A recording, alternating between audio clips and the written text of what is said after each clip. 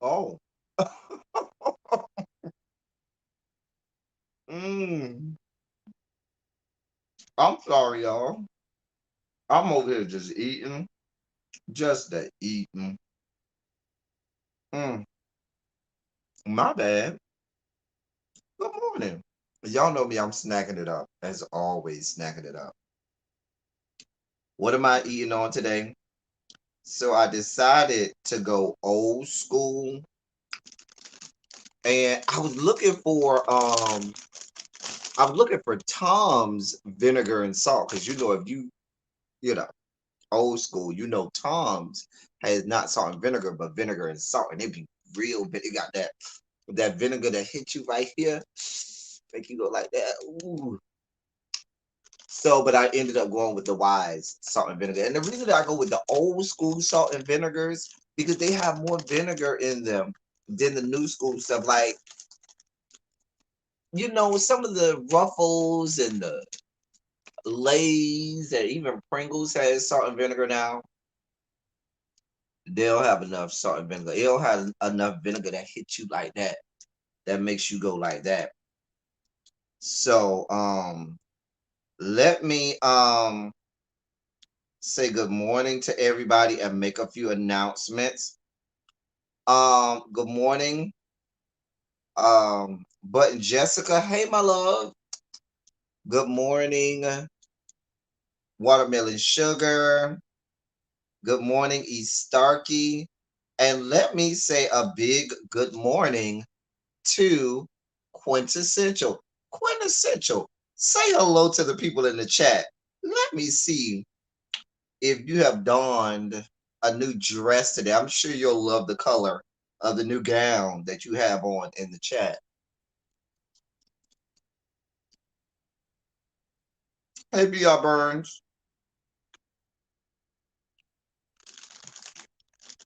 It's getting harder and harder to find the Tom's vinegar and salt, but Jessica. I'm waiting for Quintessential to say something in the chat so we can see her new dress. Oh, oh, you see it. Quintessential got on a new blue dress, y'all. Y'all see her. Everybody give a Shondo in the chat for Quintessential for getting mod status.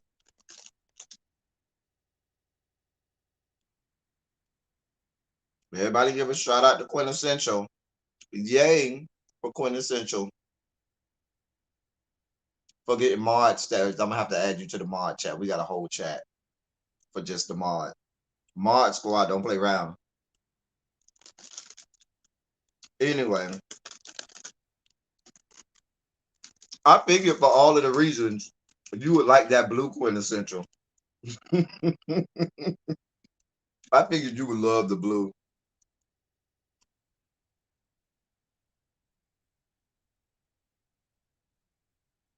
Anyway, Shouts out to Quintessential. Shout out to her. Hey everybody, what's going on? Quintessential been rocking with us for a while. She's been faithful. She's been loyal. She's been rocking with us. Been a member for a while, and so she got elevated. She say, "Listen, let me flex a little bit."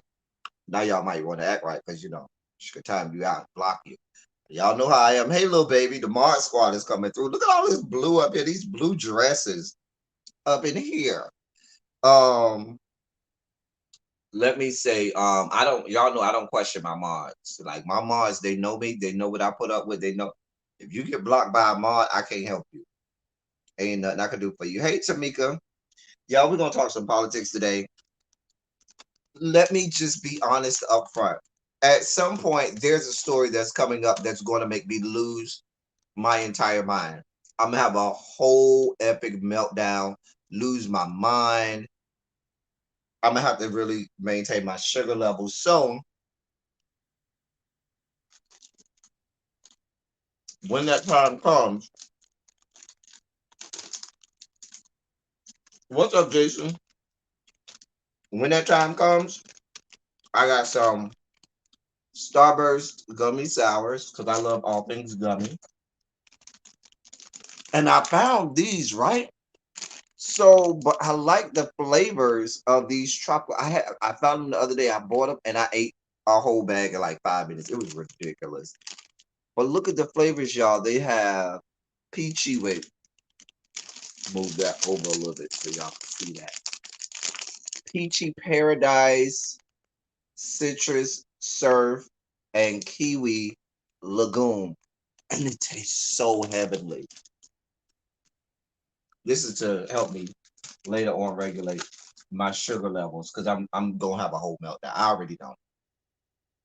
They are listen, as somebody who is all things munchies, I'm sure, Jason, because you have the munchies all the time, probably you would appreciate those sour patch. So if you can find them, I found these at the same little corner. So you got to go to your good gas station or corner store because they have all the good little seldom found chips and seldom found candies and stuff like that. Child. Y'all know me. I be hipping y'all to the snacks. Go look for it. It's so good. Go look for it. Tropical blends. So we gonna open that later on before I have a whole meltdown. Shouts out to my members. If you are a member, shouts out to you. I do have a members only live coming later this week. I'm not going to tell you what it's about. You'll see it when we get there. Um, I'm a huge Mike and Ike fan. I don't know how I would feel about sour Mike and Ike's, but I'll try them just for you, IMC Brown. I love, like, I'll buy a whole pack of the great Mike and Ike's but the best pack of Mike and Ike's is that blue pack. The blue pack of Mike and Ike's is the best one. The best one.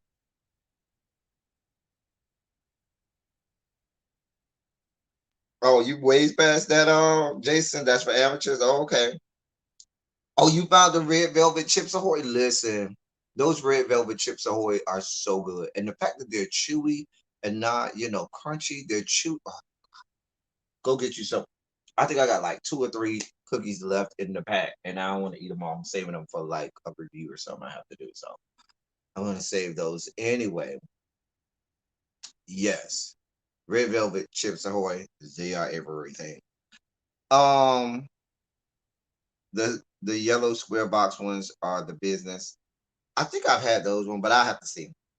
Sour Mike and Ike's are dope, but the true blue is. I'm telling you that blue pack of Mike and Ike's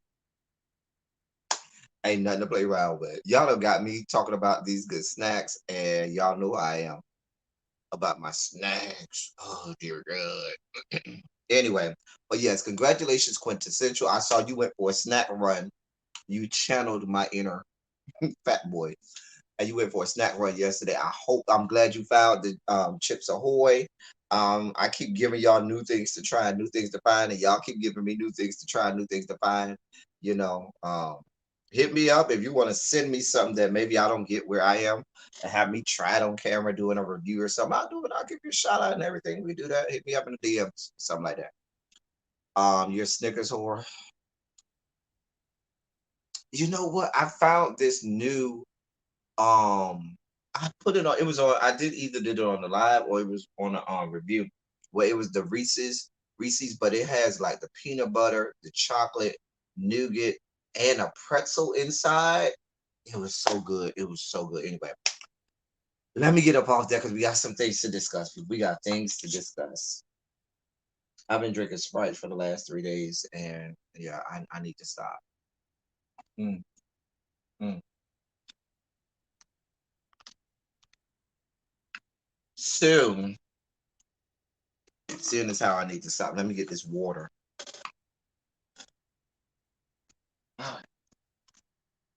The water.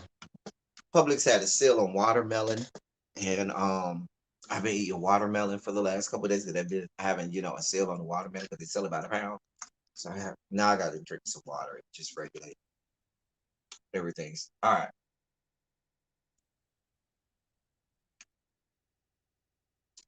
Okay, I got you. Watermelon sugar. All right, so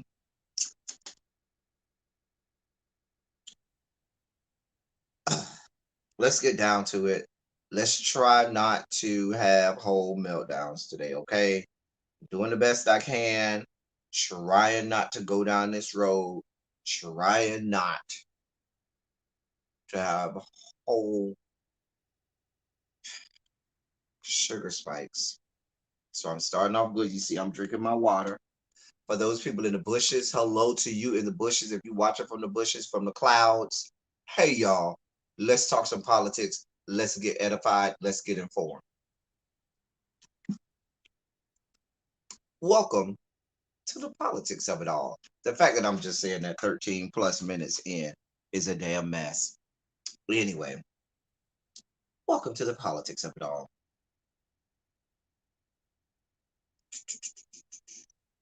So let's see where we go first.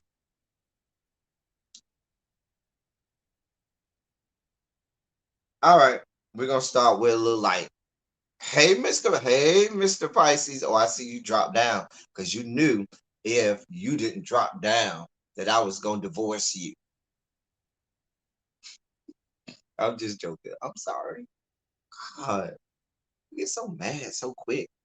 Let's talk about MTG and her sugar levels that are always spiking. Um, MTG, your girl, Marjorie Taylor Greene. Listen. So she's having battles with former Labor Secretary Robert Rich. And Robert Rich is a career politician. He was Secretary of Labor or Labor Secretary under Bill Clinton. He also worked in Republican Gerald Ford's administration. He also worked in President Jimmy Carter's administration. So he's worked in both Republican and Democrat administrations. Um, he is a professor at UC Berkeley, and he had some words for Marjorie Taylor Greene via the Twitter, and Miss Green did not take kindly to it. So he wrote on his Twitter, can we all agree that Marjorie Taylor Greene should be expelled from Congress? He wrote this on Sunday. Now, she took more offense, hey Angela, to Marjorie Taylor Greene's took more offense to her last name being spelled incorrectly because he left the E off the end. She's one of those Green that spelled it Greene because she needs an extra, a little extra something on the end. You know what I'm saying? So She responded to him and said, "It's green with an E on the end. Don't know you, but I saw Berkeley in your bio. Mind you, she spelled Berkeley Berkley. If you're from California or you know UC Berkeley, you know that's incorrect. I don't know if she did that purposely or she did that because she just truly doesn't know how to spell Berkeley. I'm going to say the latter rather than the former. I shudder to think that she had the intellectual fortitude and wherewithal to craftily leave off an E in Berkeley like he left off the E at the end of her last name. She ain't that smart. She just can't spell Berkeley. Anyway, but she's correcting somebody else's spelling when she's messing up spelling in her own tweets. But that's a whole nother thing. Getting back to Marjorie Taylor Greene, she says, "Don't know you. But when I saw Berkeley in your bio, I got it. Just put the hammer and sickle with it. Being a communist professor, you've never done the real hard work that builds the economy. You just teach ideas that will destroy it."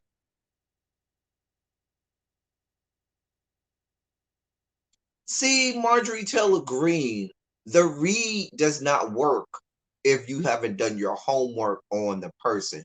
You can't just come out here calling yourself trying to read somebody and drag somebody and you don't even know them. So when you come at this man talking about he hasn't done the real work, when you come at this man thinking that he's just a college professor and not knowing his history, then your reads hold no weight. Then you are holding a bulletless gun, thinking that you have a shot at trying to read this young man. Okay, the man I just explained to you served on three different administrations: Gerald Ford, Jimmy Carter, and Bill Clinton. That spans three different decades, the 70s all the way through to the 90s. Last time I checked. The man has been working on politics, Marjorie Taylor Greene, probably before you could spell politics. It has more to do with the economy and shaping of administration than you could ever dream, Marjorie Taylor Greene. Help her, Jesus. Help her, Lord. She and this whole thing about her saying put the hammer and sickle on there is because then she carted out um the fact that there was a Chinese that it's alleged that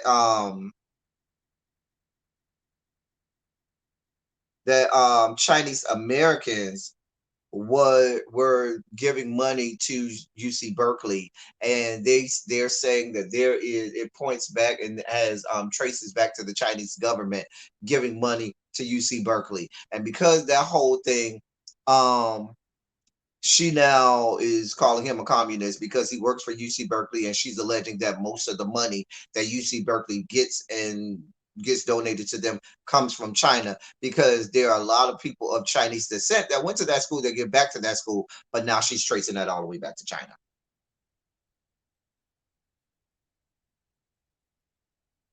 Y'all see what we got going on? These are the people that you all have elected to sit and serve in our United States legislature. This is what y'all got going.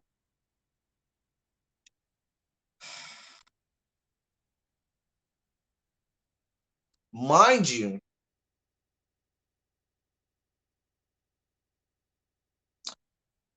didn't the founders of like Apple, Tesla, and eBay all graduate from UC Berkeley? Last time I checked. I'm just saying,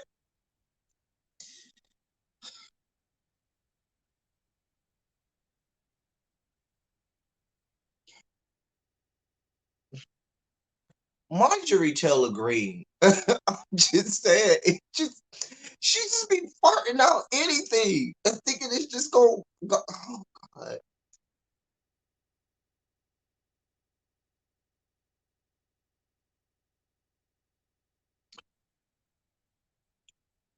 to even try to school Marjorie Taylor Greene on how wrong she is. Hey, so Jeff, what's going on?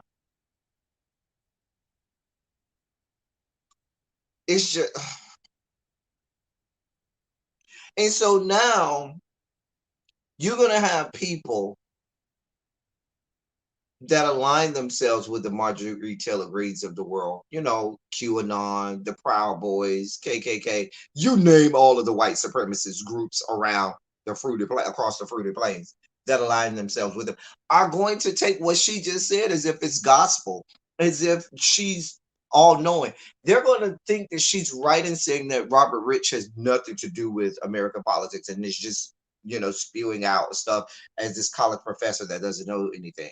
You know how they say the people who can't do teach, that whole fuck shit and fuckery that people fart out, not knowing that neither Marjorie Taylor Greene or anyone she knows has done more in American politics than Robert Rich has. That's a whole different story. Also, this whole notion that the Chinese government is funding UC Berkeley is laughable. It's idiotic. But this is on a scale of 1 to 10, a 1.52 in terms of the idiocy and the laughable and the completely dangerous things that we have to discuss here today. Okay, some of the things that are going on in and out of this country right now are idiotic. They are stupid. And I hate to use the word stupid because that's like a second grade word, but it's so baseless and so incendiary and so just off your rockers that the best appropriate word that we can use is stupid. And so dangerous that this Marjorie Taylor Greene blathering and spewing about is at the bottom. It's not even at DEFCON 1 in terms of the stuff we have to discuss today.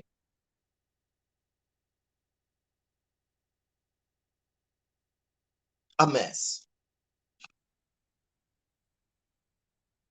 A complete and utter mess. She goes on to say, Berkeley, she spelled it right this time. She put the little asterisk in front of it because she knew she spelled it wrong. And she says, again, who really cares? It's funded heavily by China. Again, back to communism. These people are everything wrong in America and they are taking over like kudzu. Let's throw them out.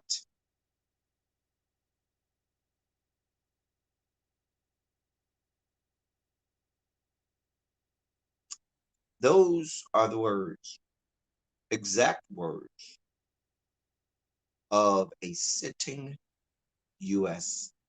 Congresswoman elected in these yet to be United States of America.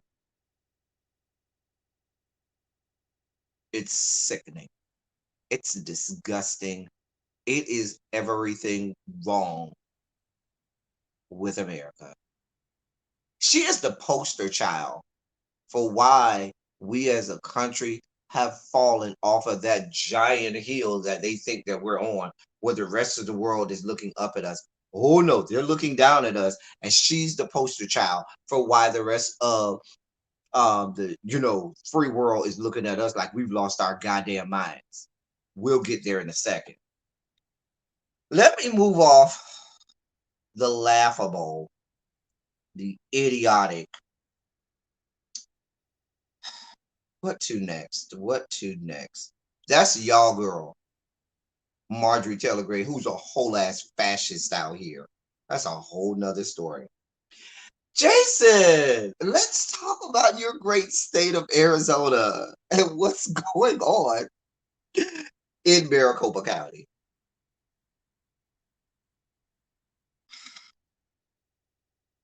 We're done with Miss Green because I can't have no more of her. I cannot have any more of Marjorie Taylor Greene.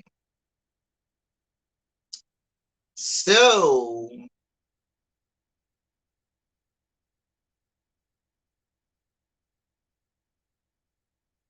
hey Amber, hey Bap, what's going on? I didn't even see you slip up in here, Bap. Um, you got the Republican ran government in the great state of. Hold on, y'all. I gotta answer this. I got some stuff going on. My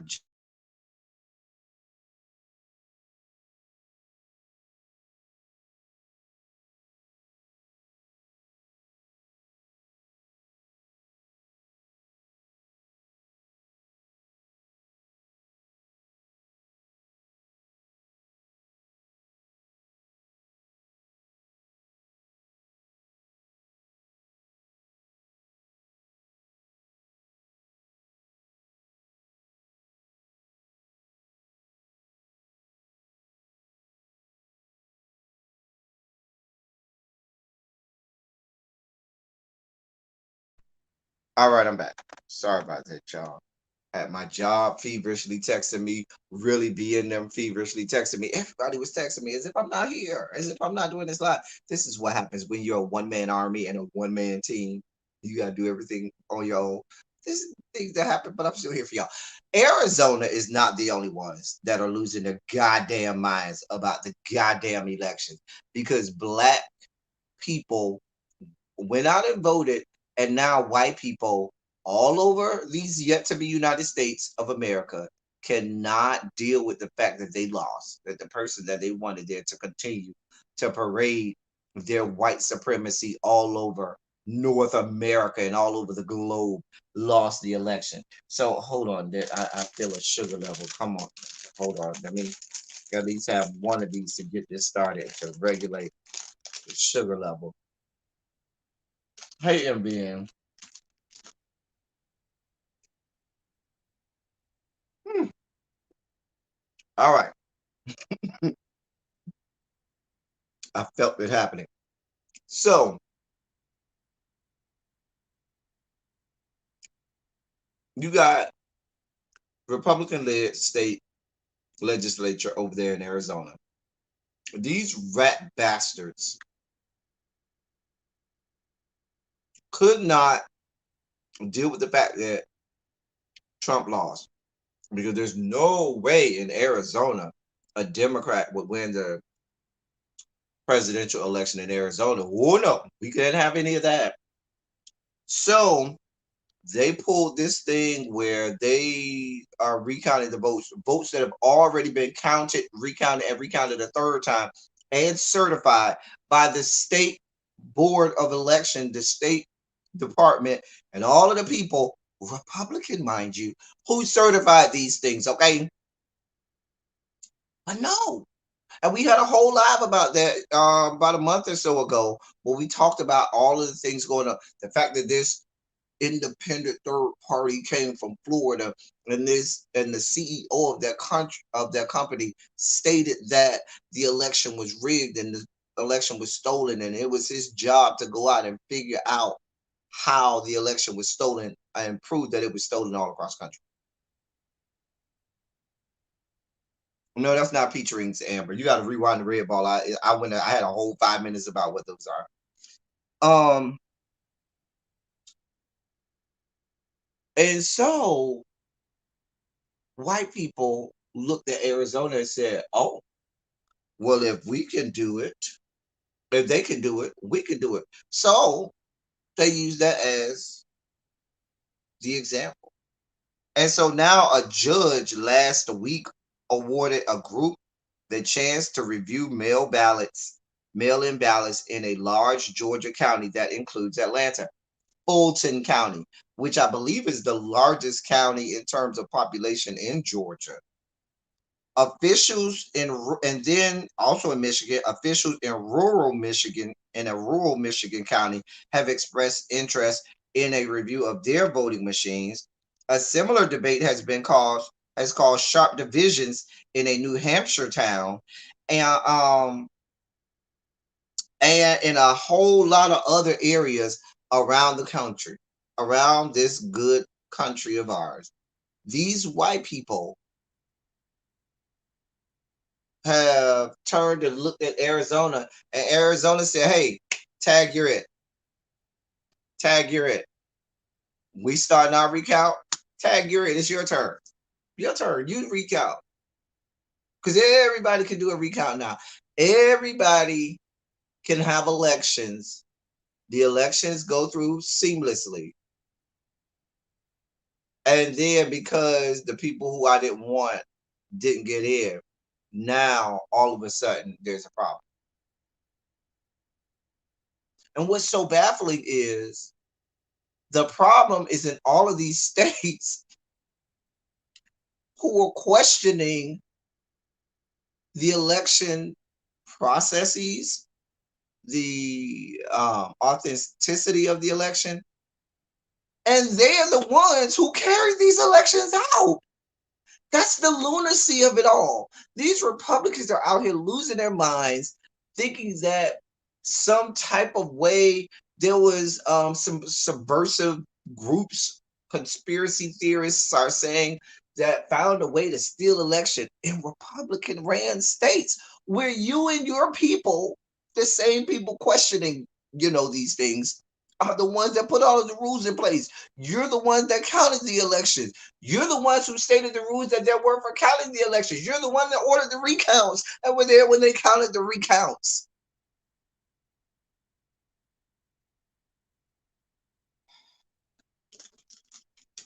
It's the changing of the goalposts. That's what this is.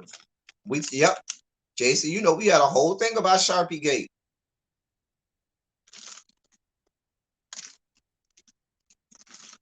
Here's what's going to happen.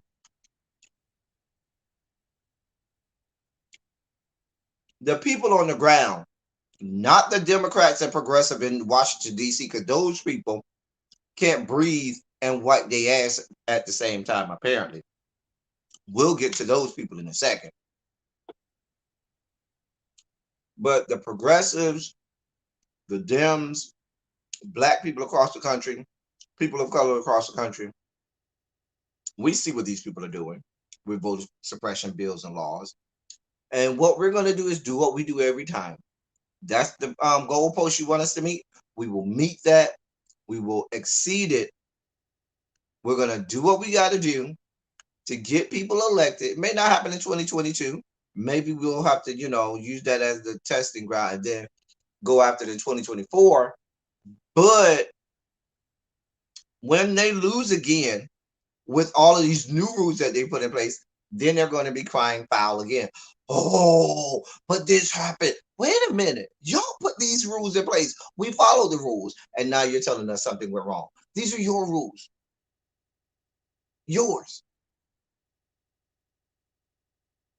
I'm just saying.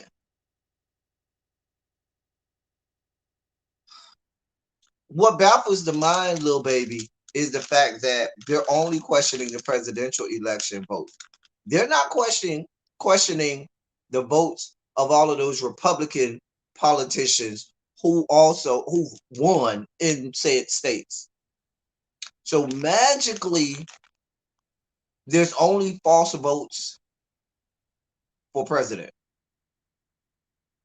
None for all of the other down ballot um, positions.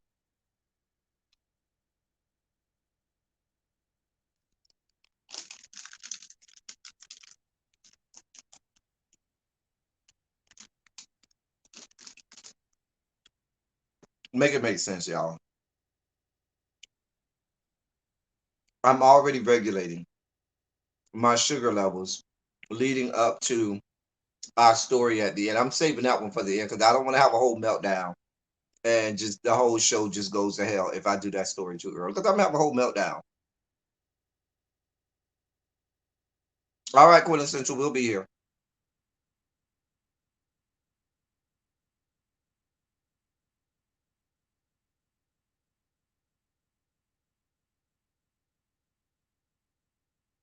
I mean,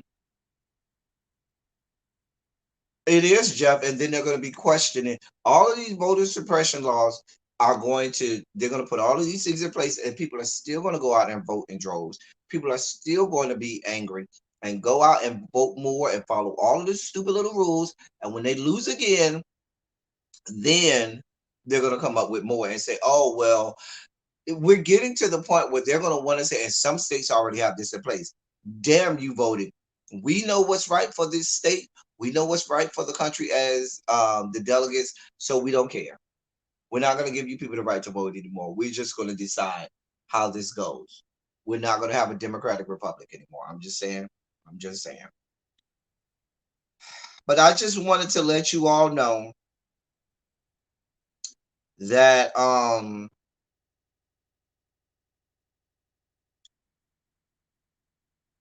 Arizona has begun to tag in other states and areas around the country and say, tag, you're in. Let me let you know when you know the level of um, idiocy and lunacy that this whole Maricopa County of Arizona is. When you have Matt Gaetz and Marjorie Taylor Greene, the aforementioned Marjorie Taylor Greene, parading around the country talking about how great that is and how much merit there is in what's going on in Maricopa County in Arizona, that is when you know, yeah, there's a problem. Anytime you have those blunder twins, the blunder twin powers activating about anything, you know there's a problem. Because the blunder twins over there, Marjorie Taylor Greene and Matt Gaetz, have never sanctioned anything that's right in the world. Dear God. Just a mess. Just a damn mess. But I'm not gonna go into a lot of detail on this one because you'll have to go back and see one of my previous it was about a month ago when we did a politics of it all, and we broke down what was really going on. Hey, love of my piece. Hey, Irene. We broke down what's really going on over there in Arizona, and we had to really cut to the chase. We broke down step by step, part by part, what's really going on in the great state of Arizona. So you can go back and look at that in that state. But there's an attack on these metropolitan Maricopa County. Correct me if I'm wrong, Jason, who lives in Arizona. Isn't that Phoenix? Isn't that the largest county in terms of population in the great state of Arizona? So if that is the case, and then you have these people in Georgia questioning Fulton County, which is the largest county by population in Georgia, where you have huge Democratic votes, a huge black population. Okay. Yeah, you see what's happening here. You see what's happening here. They ain't questioning some of these other areas, except for in Michigan, they question in the rural area. But that's because Michigan is a long-standing blue state. That's a whole nother. They're trying to finagle any points they can get over in Michigan. Um, Hillary Clinton messed up Michigan. That was an anomaly back in 2016 because Michigan has traditionally been blue, blue, blue, blue, blue. Anyway, see what I'm saying? They know what they're doing. They are being strategic. And so, and then by them questioning Fulton County, which is the largest county in Atlanta in terms of population, like Fulton County goes all the way down toward College Park, where the airport is for Atlanta Hartsfield Airport, all the way north up to Sandy Springs and Roswell and stuff like that. So it spans like a large, it cuts right through the city. Atlanta has like, I think 4 or 5 counties but the largest one is Fulton County. The Capitol building is in Fulton County. The capital of Georgia is in Fulton County, and the Atlanta City Hall is in Fulton County. Downtown Atlanta is in Fulton County. And so whenever you hear about, stuff going on in Atlanta, more often than not, they're talking about Fulton County. So I'm just saying. So did Arizona, little baby. Georgia did. All of these places had already did 2 or 3 recounts. Oh, Jason, don't worry. We getting there in a second. Jason, just hold off on that one. We getting there in a second. Yeah, we getting there in a second. I think that might be our next story. Let me see. Let me get up off of that because, like I said, we broke that down um a couple weeks ago, and so you can go back and see. Y'all know I like to dig in and break stories down, but we ain't got to do that this time. We already did that. Oh, you gave me the perfect segue, Jason. That was the perfect segue. You all are an open carry state. Well, Jason, Jason. You gotta be reading my mind over here, Jason. You must be reading my mind. So, Texas.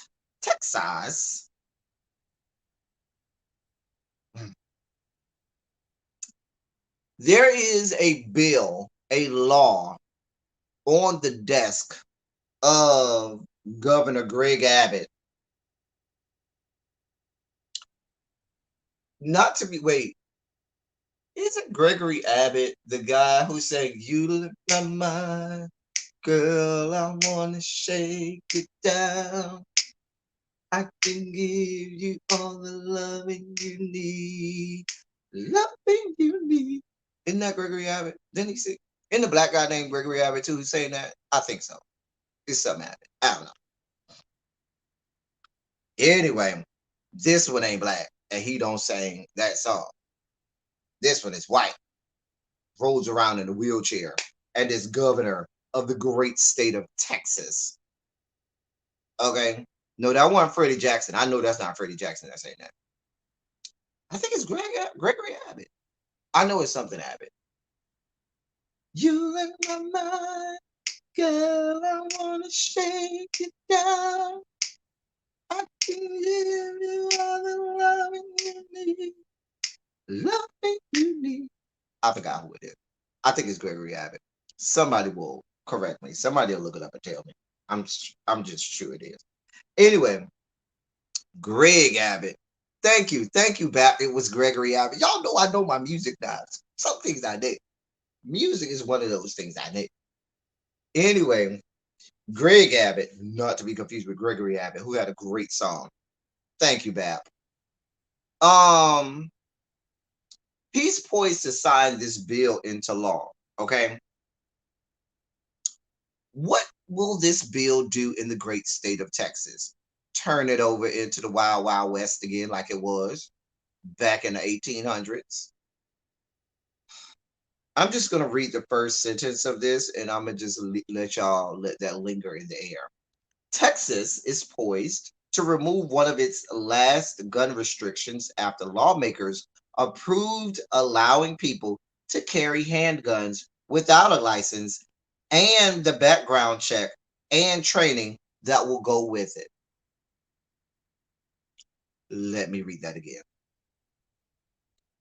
Texas is poised to remove one of its last gun restrictions after lawmakers approved allowing people to carry guns without a license, without a background check, and without the training that goes with it.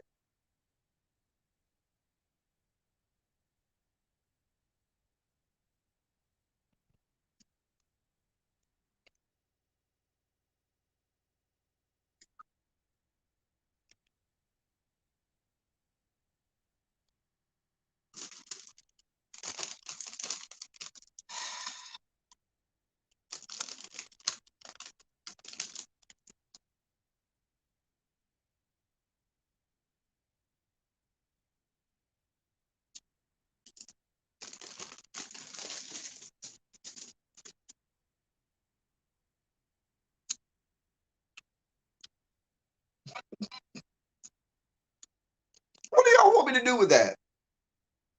What do y'all want me to do with that?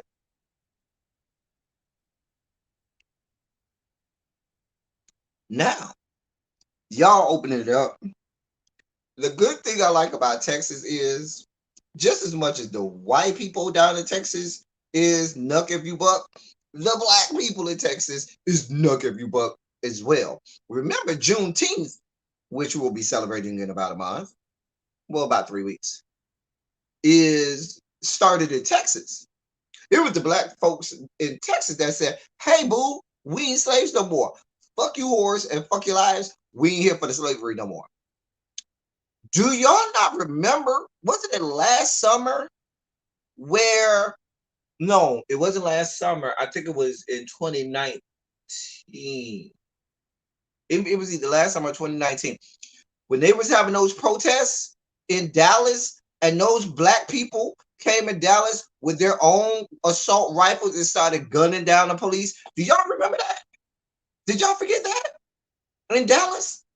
When they were having all of the protests in Dallas and all of this stuff, and they were like, you letting these white people walk around here with these assault rifles because it's an open carry state and we could carry assault rifles. Well, our black ass is gonna carry it out too. And they took themselves down there to the protest, and the police wanted to act stupid, and the black people say, oh, y'all acting stupid? Well, we gonna act stupid too. And they started shooting at the police with their assault rifles. Let's get some nuck if you buck, nuck if you buck, nuck, nuck, nuck, nuck, nuck, nuck, nuck, if you buck.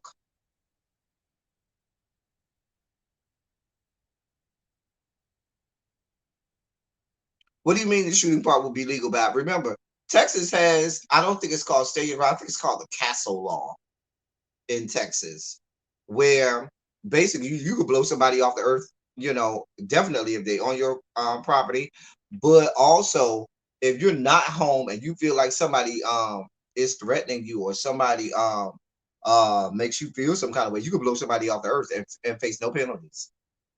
Oh yeah, Texas has one of those. They're here for all of it. They're here for all of it.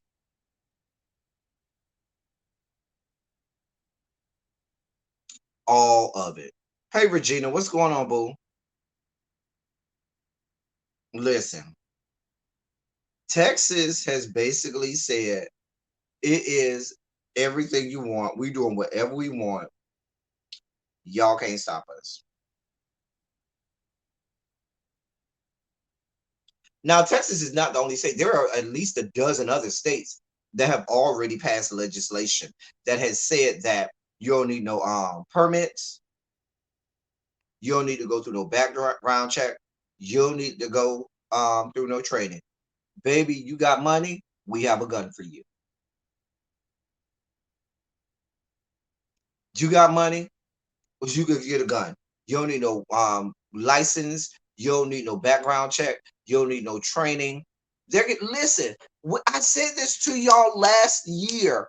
I said this to y'all earlier this year. The United States, excuse me, the yet to be United States of America is careening very quickly down a path toward another civil war. If y'all don't see the setup, see the other side sees the setup and they're already setting it up for it. They're already preparing themselves. It's just some of the people on our side ain't preparing themselves, but they are preparing themselves. And the Hay Complex 613, the yet to be United States of America is careening down toward a path toward another civil war. Because once you start having people questioning elections, once you start having people that make laws against protest, once you start having people that make laws that make it illegal for elected officials to tell a police force to stand down,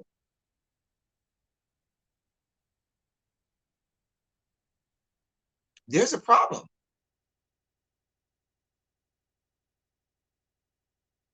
Oh, absolutely. So Jeff, they're making it much more easier to get a gun than it is to vote. What they're banking on is, see, they're banking on us black folks and other people of color, black folks specifically.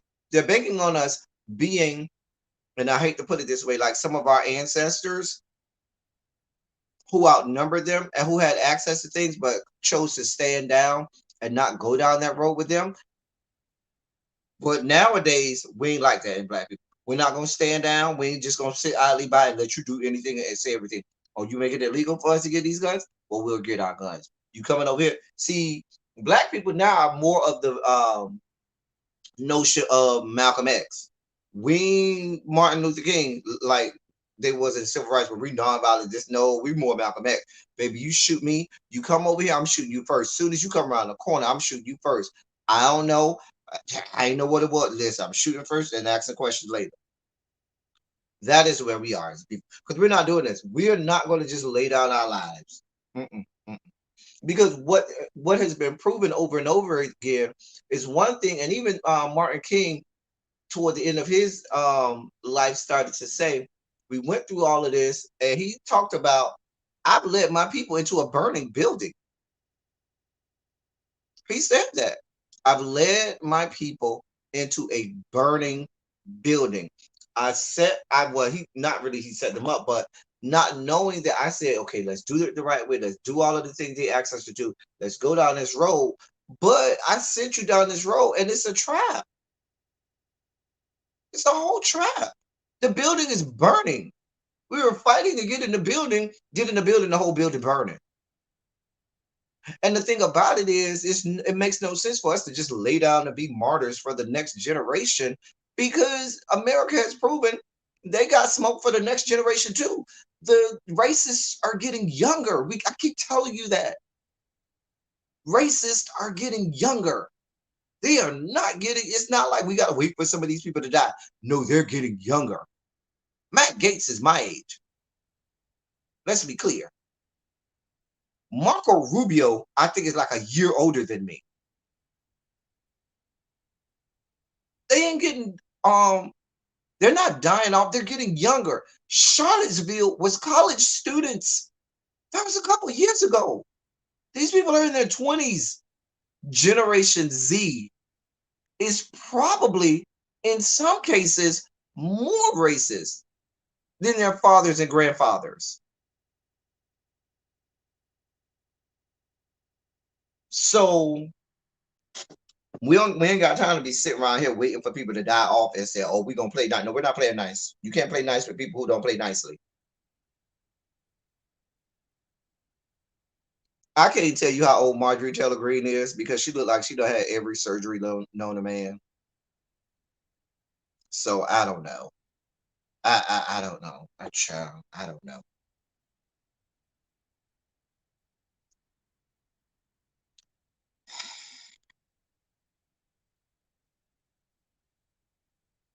Yes, Joshua, Martin Luther King.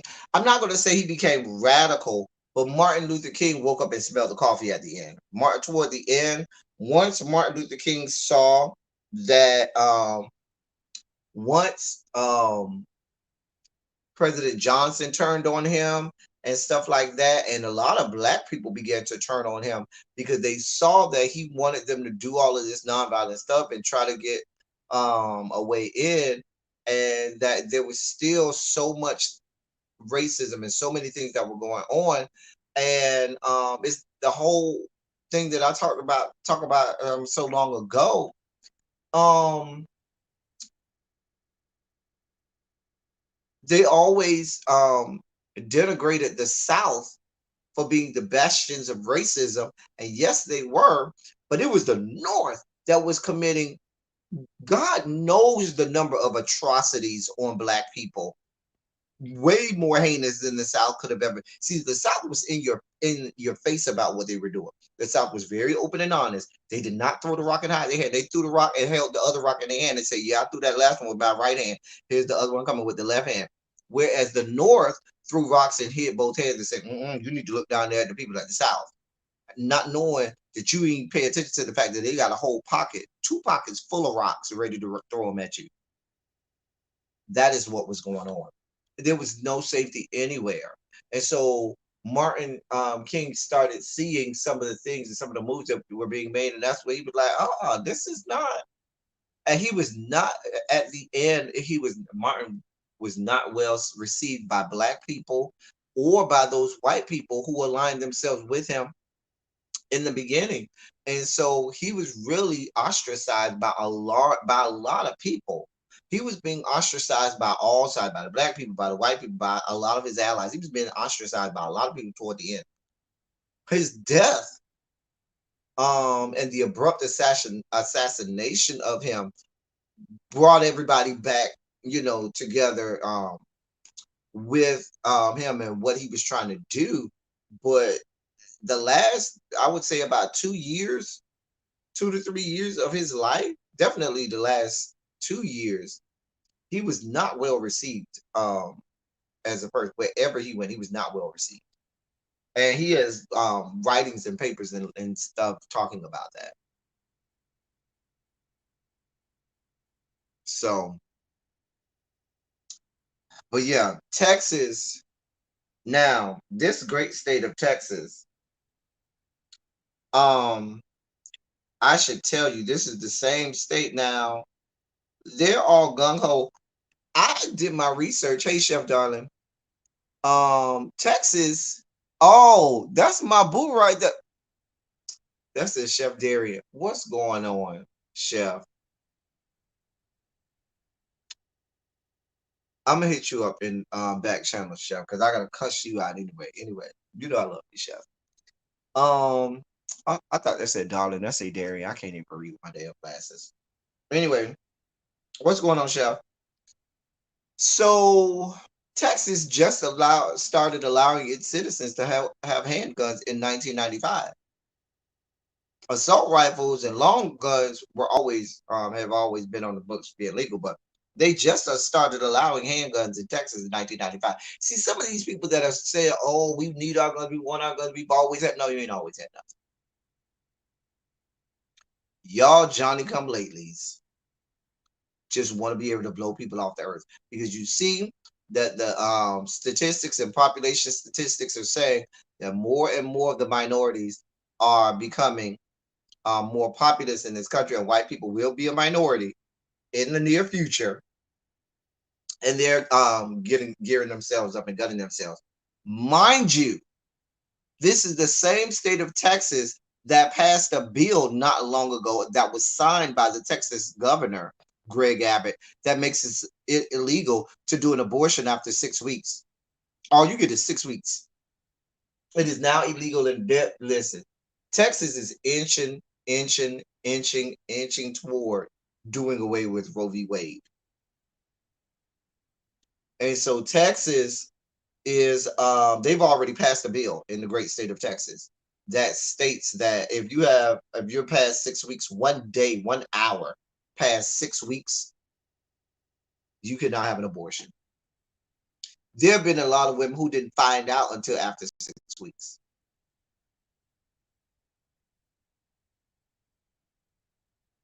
I'm just saying. I'm just saying. I mean, think about it. If it's 28 days between, and I dare to go down this whole road, but if it's 28 days between a woman's cycle, she goes and she's late a little bit.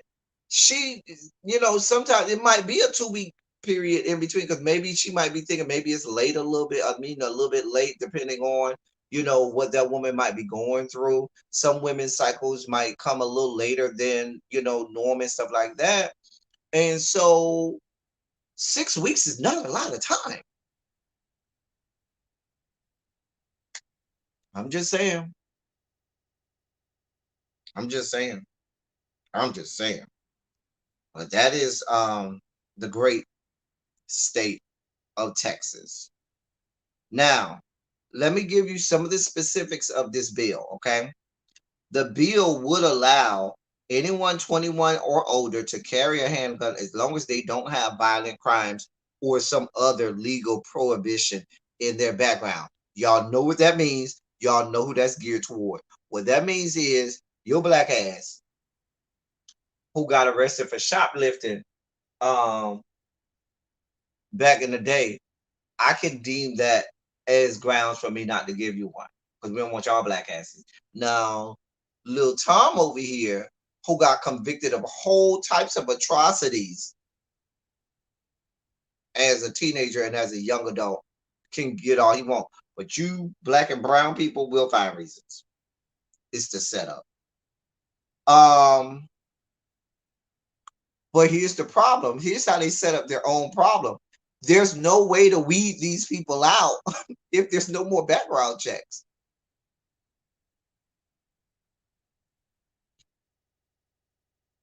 So you cut off your hand to spite your, I mean, to spite your arm. I don't know. You're telling me, okay, you don't get to have one if you've been convicted of a violent crime or some other legal prohibition.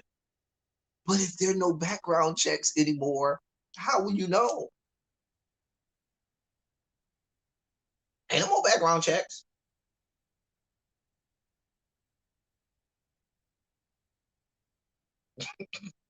Come on now.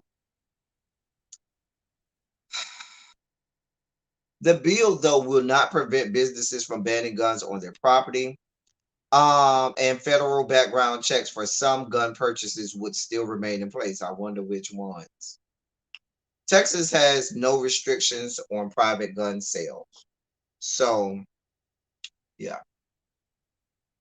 Hmm.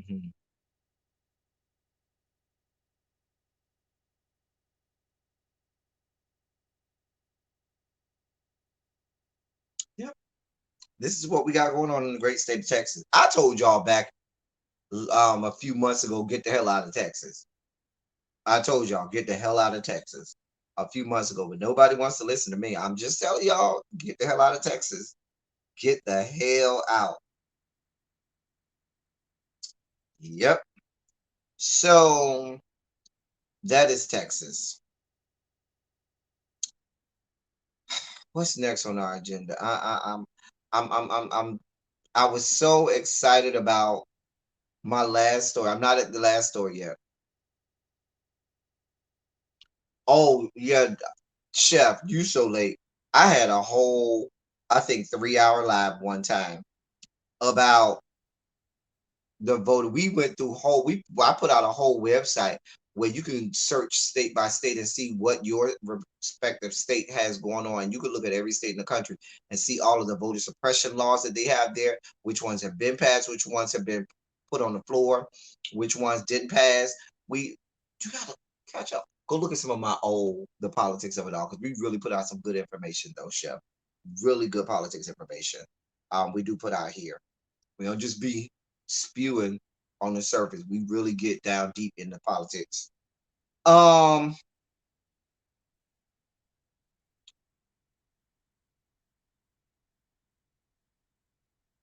so let's talk about your boy Biden. This isn't what I'm gonna lose my mind about. I ain't there yet. So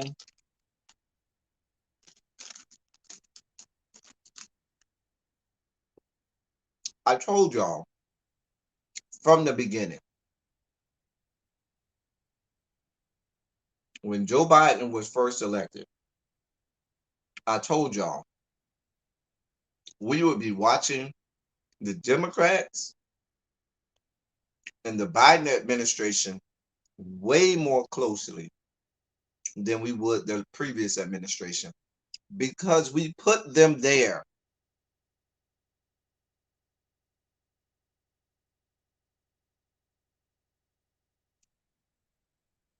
So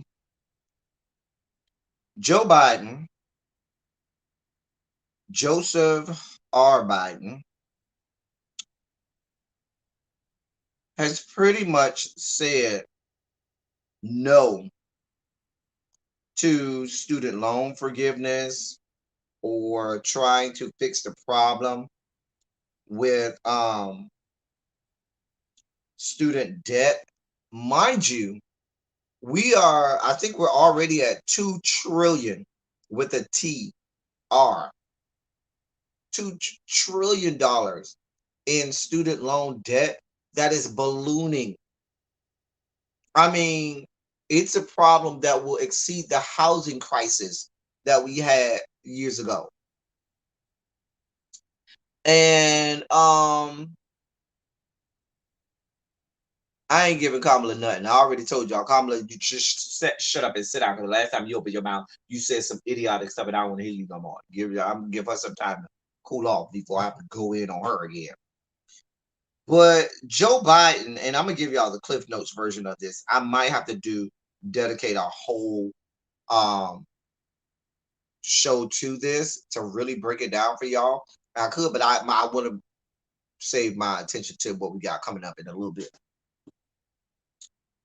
But basically, when asked about this, Joe Biden spewed off some garbage about, well, when somebody decides to go to UPenn or to Penn, which is University of Pennsylvania, which is an Ivy League school, and get $70,000 worth of debt, I don't think that the U.S. taxpayer should have to fund that.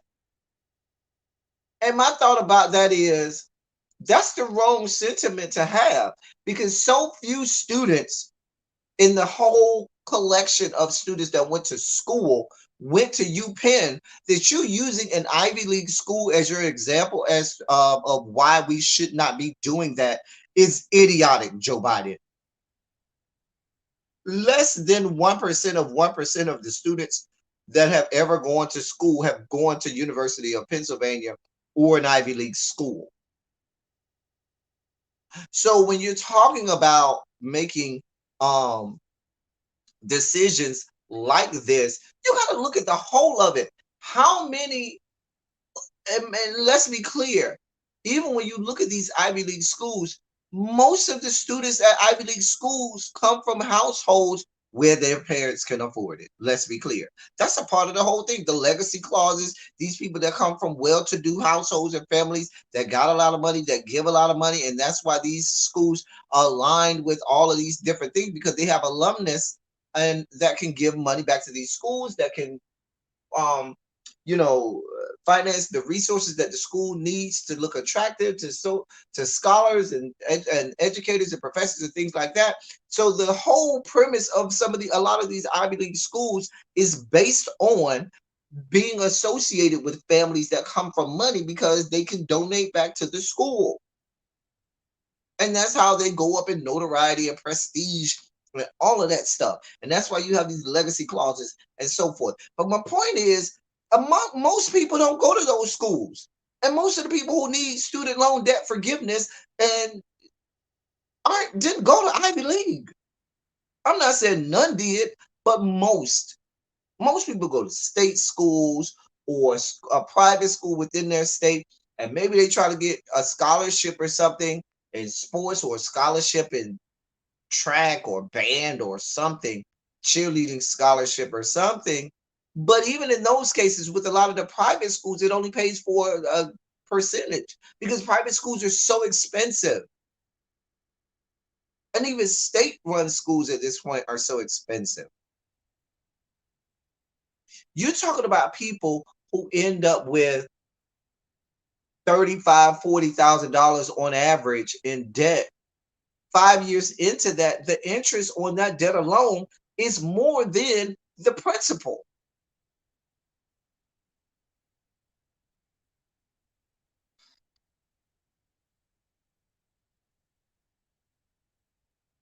The fact that Joe Biden farted that out of his mouth just made me angry. I don't even understand why he would even say that. Why? And the far left progressives are livid. The squad is up and saying, I don't blame them. You're talking about people who are going to spend most of their lives trying to pay back student debts because they went and did what their parents and what their teachers and stuff told them to do, which is to go out and get educated. But why do I expect this country to do right by people trying to get an education and try to make um, something out of themselves? This is the very same country that doesn't want to do anything about healthcare and would rather people die off and doesn't care about the life of people, which is why healthcare insurance and pharmaceutical companies can rape people at the bank once a month. That's why so many people are so afraid to get sick and so afraid to go to the hospital, because they know they're going to incur all kinds of debt because of medical bills, even with insurance. So if they're not concerned about the health and safety of people's lives, why do I think that they would give a shit about people that are trying to do well for themselves, that are trying to make a way for themselves to earn an honest living in these yet to be United States of America? They won't even get minimum wage up to $15 an hour. So you really expect them to give a shit about goddamn student debt? These are the same people who are always preaching economics, economics, the economy, the economy, the economy. Hello, hello, hello. Now, I do not propose to be an economics major, to be the most knowledgeable and well learned about economics. But economics says to me, if and when you would relieve someone of student loan debt, that money is money that these people will have in their pockets that they can use for other things that will bolster the economy. I.e., maybe now I have money to buy me a new car or put a new down payment on a car and pay for my car payments and car insurance. Maybe I have enough money to put it down on buying a house or getting me some land or property. Maybe I have money to start up this new business that I was thinking about doing for a long time. Maybe I have, you name it.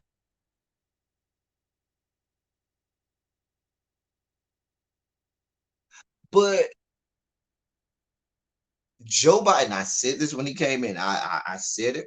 Go back and look at my shows from November, right after the election, and December. I said to you all, I said Joe Biden is not a leftist. Joe Biden is a centrist. Joe Biden is old school Democratic Party that's still a center, which if you're really comparing his politics to today's Democrats, he would be considered a conservative. Joe Biden and how he aligns, if we really take a look at it, would be considered a conservative compared to what the base of the Democratic Party is today.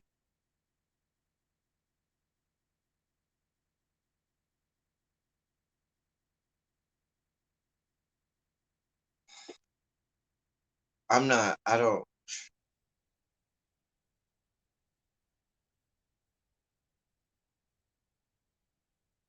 it's ridiculous.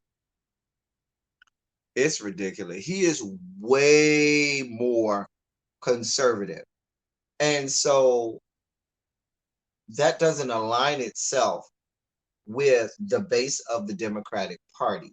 And my fear is there's going to be a reckoning for the Democratic Party because the progressives are not backing down and the base is more progressive than it is centrist. And a lot of these pundits still seem to believe that the base of the Democratic Party is centrist. It is not.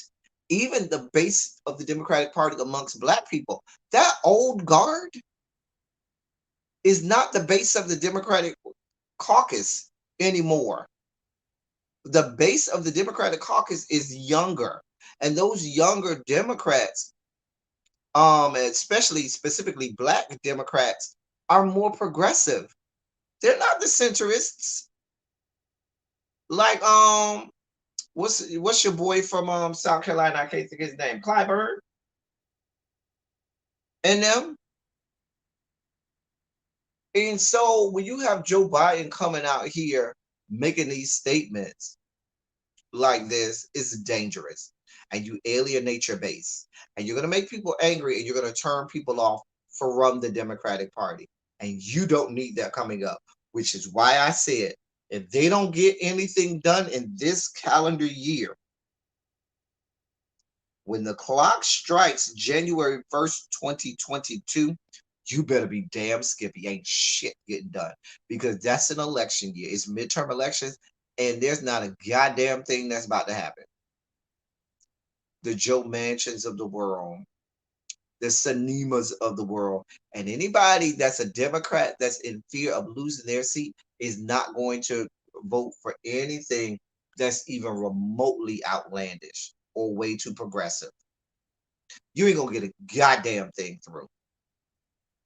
And so for him to be pushing back this hard against something that the progressives fought, it was a few things that the progressives fought hard for. It was student loan debt forgiveness, it was the $15 minimum wage, it was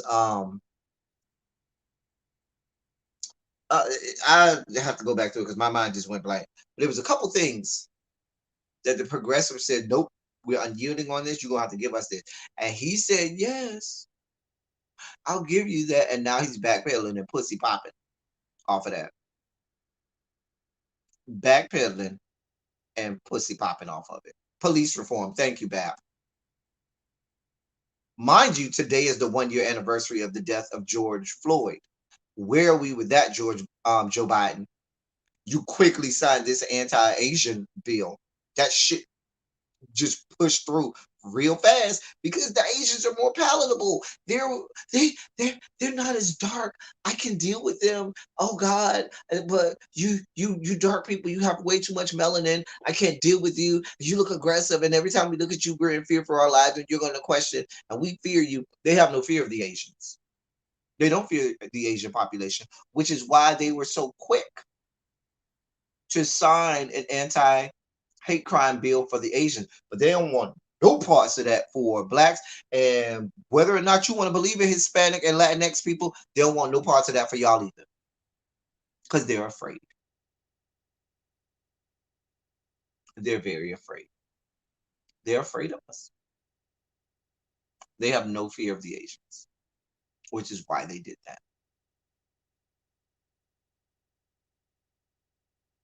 You got a whole genocide of black people going on.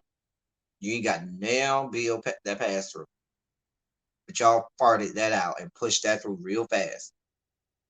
I'm not here for it. I have no understanding for you, Joe Biden. None. And here we are a whole year after George Floyd, and we have nothing. Are we even a whole 6 weeks? How long ago did that thing happen in Georgia? Was that a month ago? Somebody look that date up for me. When was that shooting here in Georgia? Was it a whole month ago? Somebody please look that up for me because I need to know for my own edification. Somebody please, because I'm trying. I know it wasn't 6 weeks ago. I need to know. Do I need to look this up, y'all?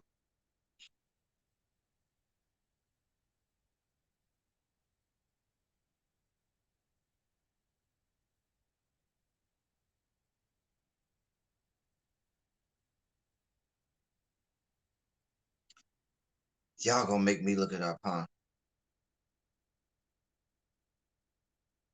I gotta get me a team of people. When you're a team of one, you gotta do everything.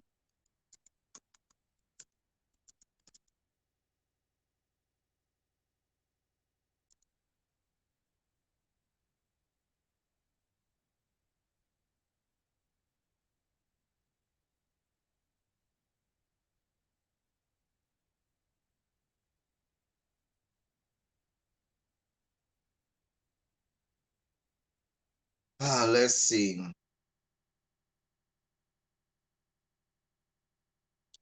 It was in March. It was in March, according to this, because y'all ain't helping me at all.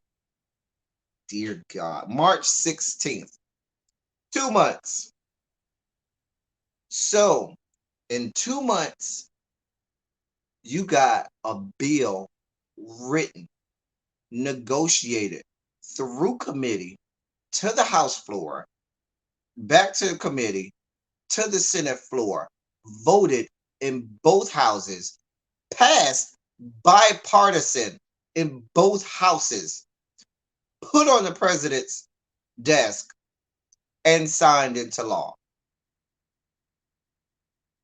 in 2 months. You didn't even see that happen. You only saw the aftermath.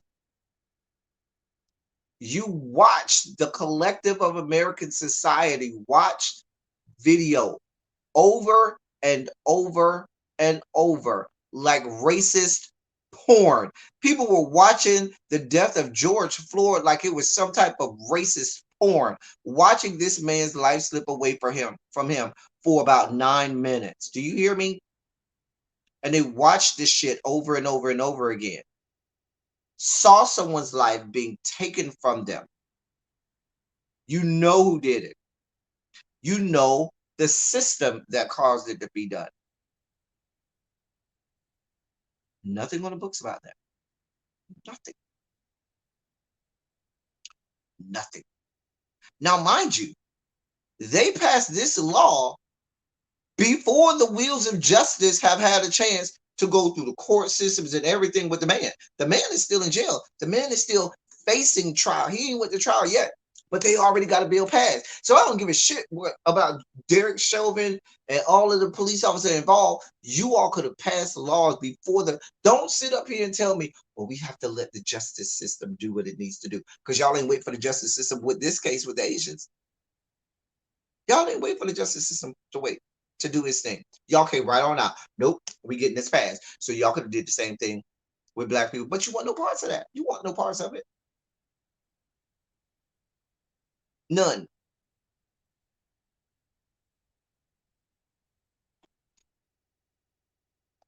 First of all, Joe Biden, anytime a black person is killed, has been mute about any situation. When there's an atrocity about a black man, woman, child, boy, girl, in these yet to be a United States of America that gets killed, he's mute. When he spoke about Dante Wright, his first words were, when they asked him about Dante Wright, his first words were, I haven't had a chance to call the family yet. Well, I don't want to hear what the hell else you got to talk about. Because I'm sure you could have carved out in your schedule 5 minutes while you were riding in one of your cars or something, getting chauffeured around, and say, can you give me the number for Dante Wright's family so I can call them and give them condolences and tell them that because I know you heard about it. A mess. And so he has already proven, like I said, this is why when he was picking cabinet members, this is why leading up to his inauguration, I kept saying, because people kept telling me, oh, give him a chance, El Teddy. Oh, let him get in place. He's gonna do right by black people because black people put him in power, and he has a black vice president. The motherfucker ain't did a goddamn thing, and that's the kindest way I can put it. That rat ass bastard has not done a single thing for us. And I don't want to hear shit about, oh, it's only 150 days until his administration. Give him some time. They just didn't need no time. They needed what, 2 months? Everybody else gets their things handled, not us. Where's my water?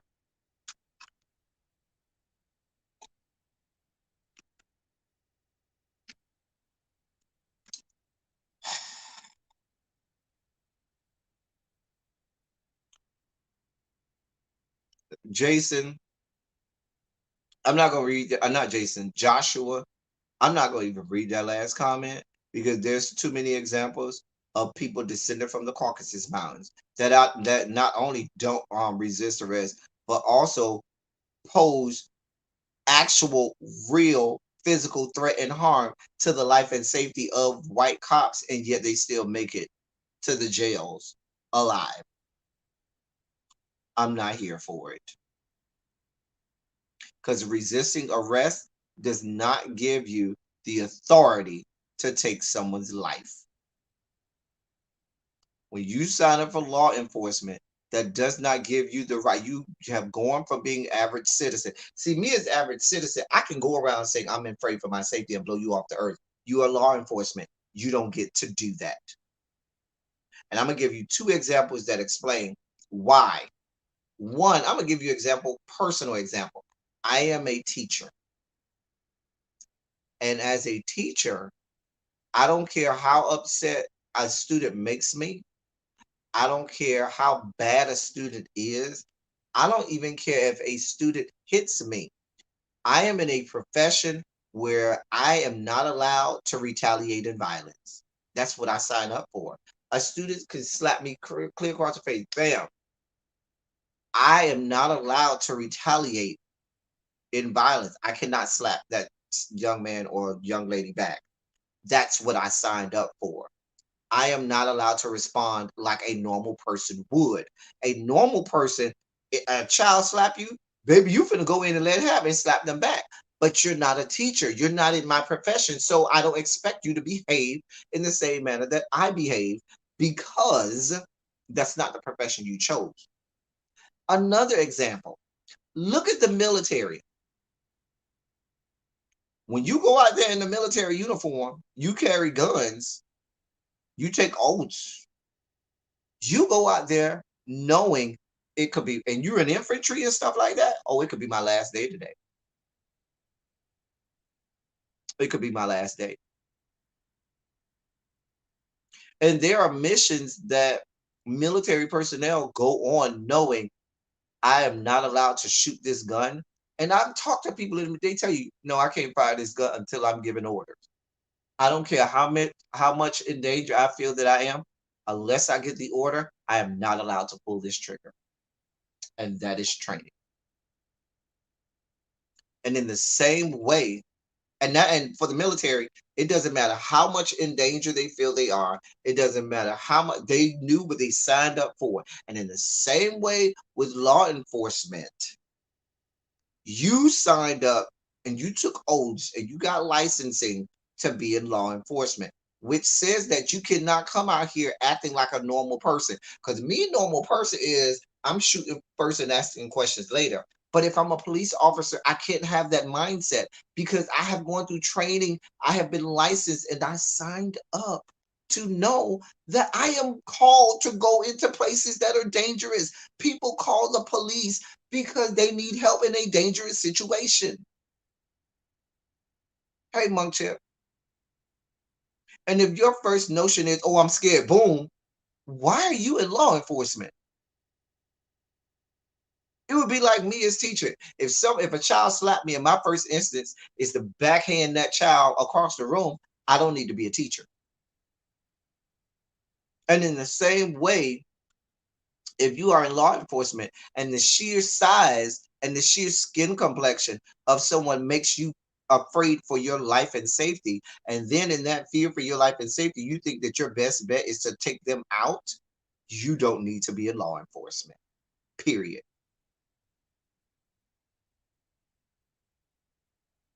Law enforcement, I don't care how in fear for your own safety you believe that you are. Law enforcement is supposed to protect the safety of the citizens, not necessarily themselves.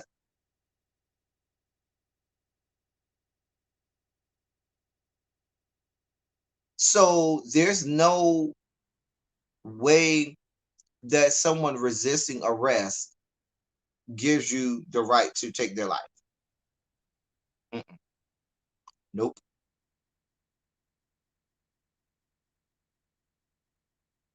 There is no part of policing that takes them out of the just criminal justice system. Policing is a part of the criminal justice system. It is not the entirety of the criminal justice system. Because at the point where police officers become judge, jury, and executioner, they are now no longer a part of the criminal justice system and have become the entire criminal justice system.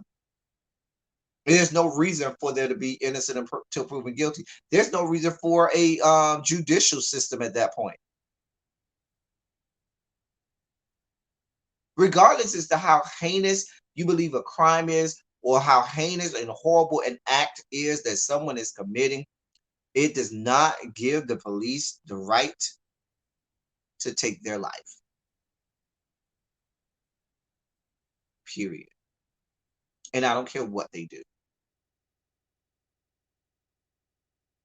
I don't know how I got there. I didn't even get to my main topic. What was I just talking about? Oh, we're talking about Joe Biden and his level brand of fuckery. Is it time? I believe it might be time, y'all. I was going to get to another story, but we already an hour and a half in, so let me get to my last story. I was going to talk about international stuff and all that's going on in Belarus. And if you're not familiar with what's going on in Belarus, I'm gonna have to do that another day because there's a lot of stuff going on in Belarus and everything that should concern. You see, sometimes people say, "Well, I'm not concerned because I don't be over in Belarus and stuff like that." It should concern you that now you have governments that are hijacking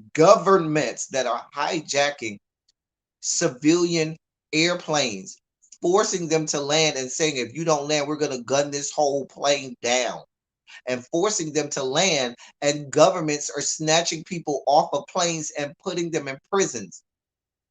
And we're not talking about planes that landed in their country. We're not talking about planes that took off from their country. We're talking about planes that are just flying in or around their country. And they send military fighters, you know, out there and tell them either you bring this down or we gonna put you down with guns and blow this whole civilian airplane up. The airplane lands, they take they get on the plane and snatch people off the plane and put them in prison in a foreign country and say we're not gonna let you out. In a foreign country that has a dictator that is known for killing people.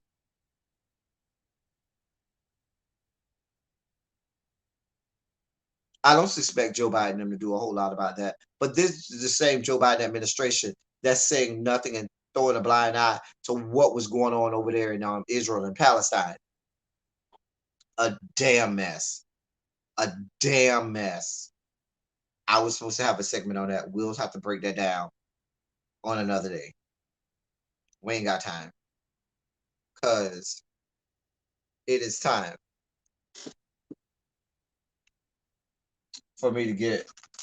Let me take my it's time for a sugar break before we get to this story.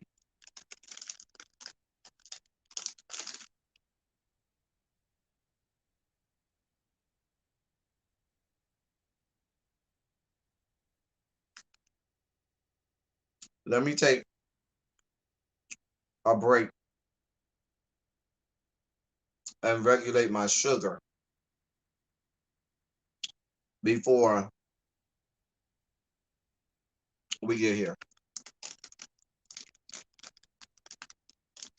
It's a sugar break, y'all.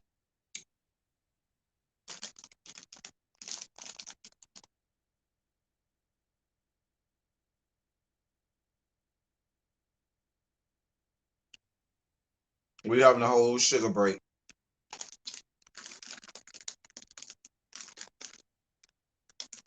Can I get some sugar spikes in the chat for my members? Sugar spikes.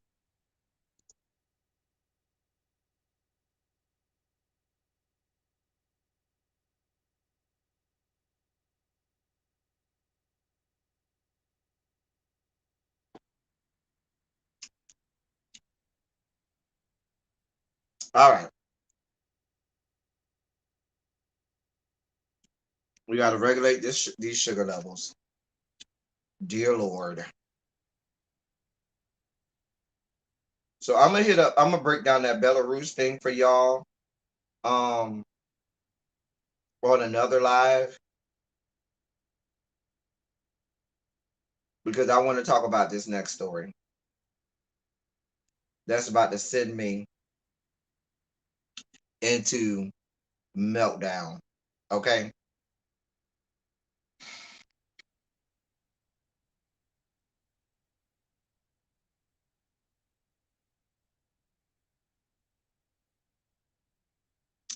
All right. Let's do this. I'm gonna do this, y'all, with the hope and prayer that I don't have a epic meltdown and just start foaming at the mouth. Okay, just start foaming at the mouth. Do you hear me? Foaming. So,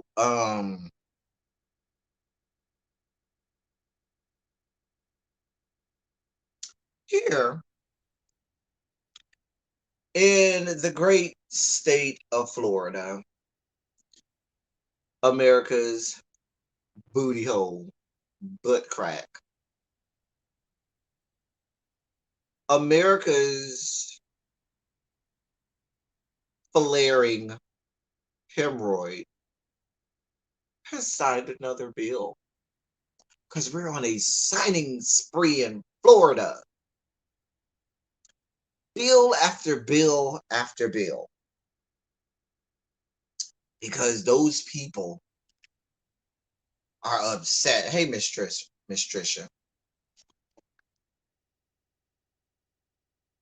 Um, so in Florida, God help us all. Let me try to break this down. Yesterday, Governor DeSantis signed into law a law that gives the state the power to penalize social media companies when they ban political candidates. And what that means is, you see how Facebook, Twitter, Instagram, I think even TikTok have chosen to ban Donald Trump.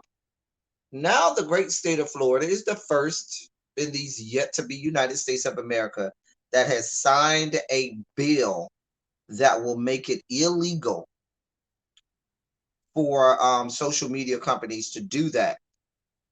And they're going to penalize them to the amount of, it says that if a company's actions are found to violate this law, the state's election commission could fine a social media company $250,000 a day for statewide candidates and $25,000 a day for other candidates.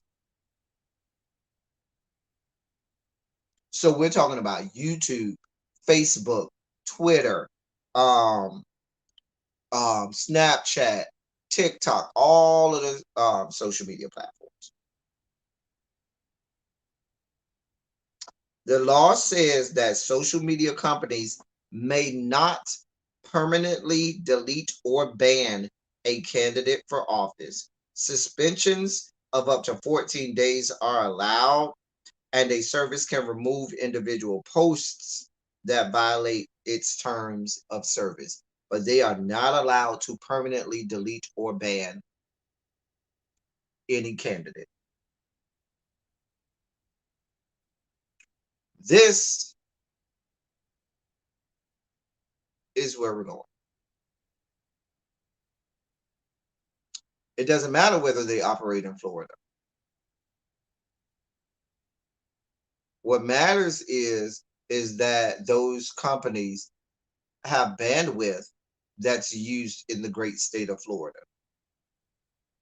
What matters is there are candidates in the great state of Florida or in candidates around the country that want to campaign in the great state of Florida that may be in line with your former president number 45. That may be the Matt Gateses of the world, and the Matt Gates is in Florida. Marjorie Taylor Greene is right there in Georgia.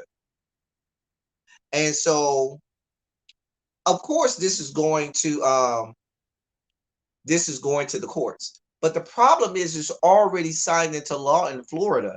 And what's going to end up happening is, until a judge at some level either shuts it down and say that it's unconstitutional, or some judge, and it usually doesn't happen until you get to the circuits and the appellate level, determines that, okay, until we figure this out, we're going to put a stay on that law and make that law not um, make you not be able to abide by that law while we're making decisions until you get to that level, this is going to be law.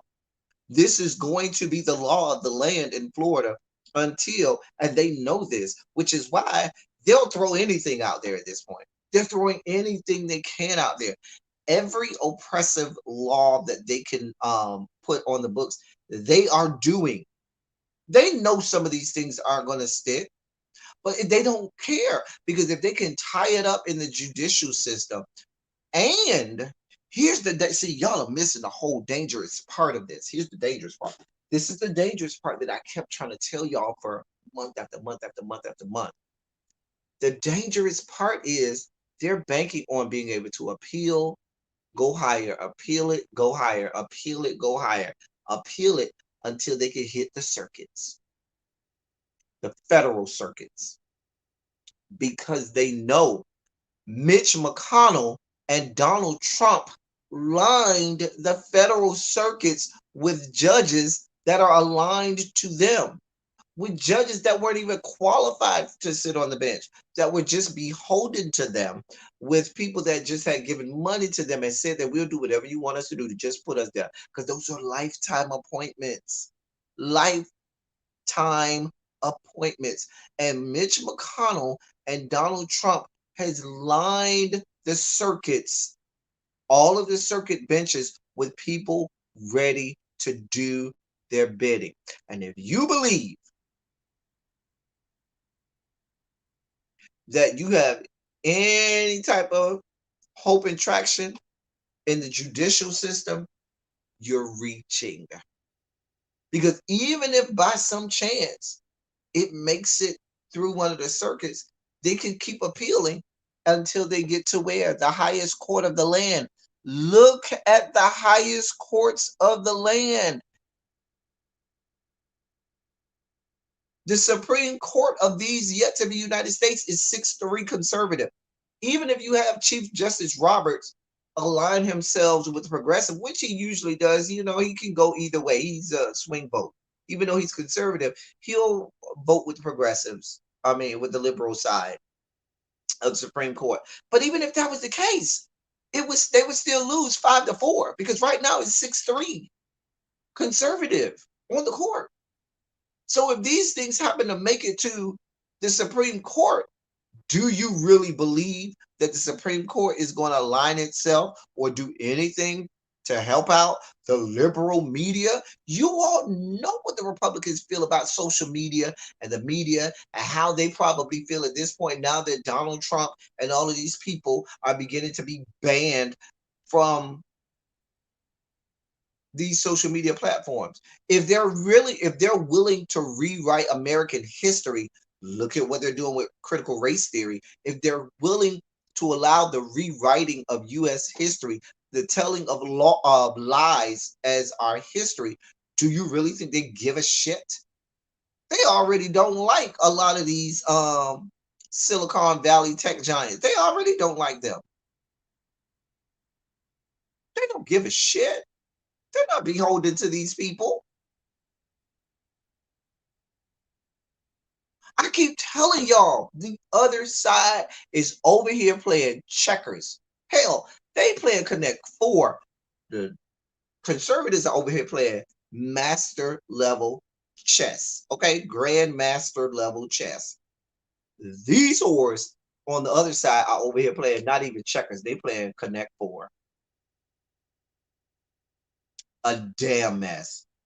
Just a damn mess.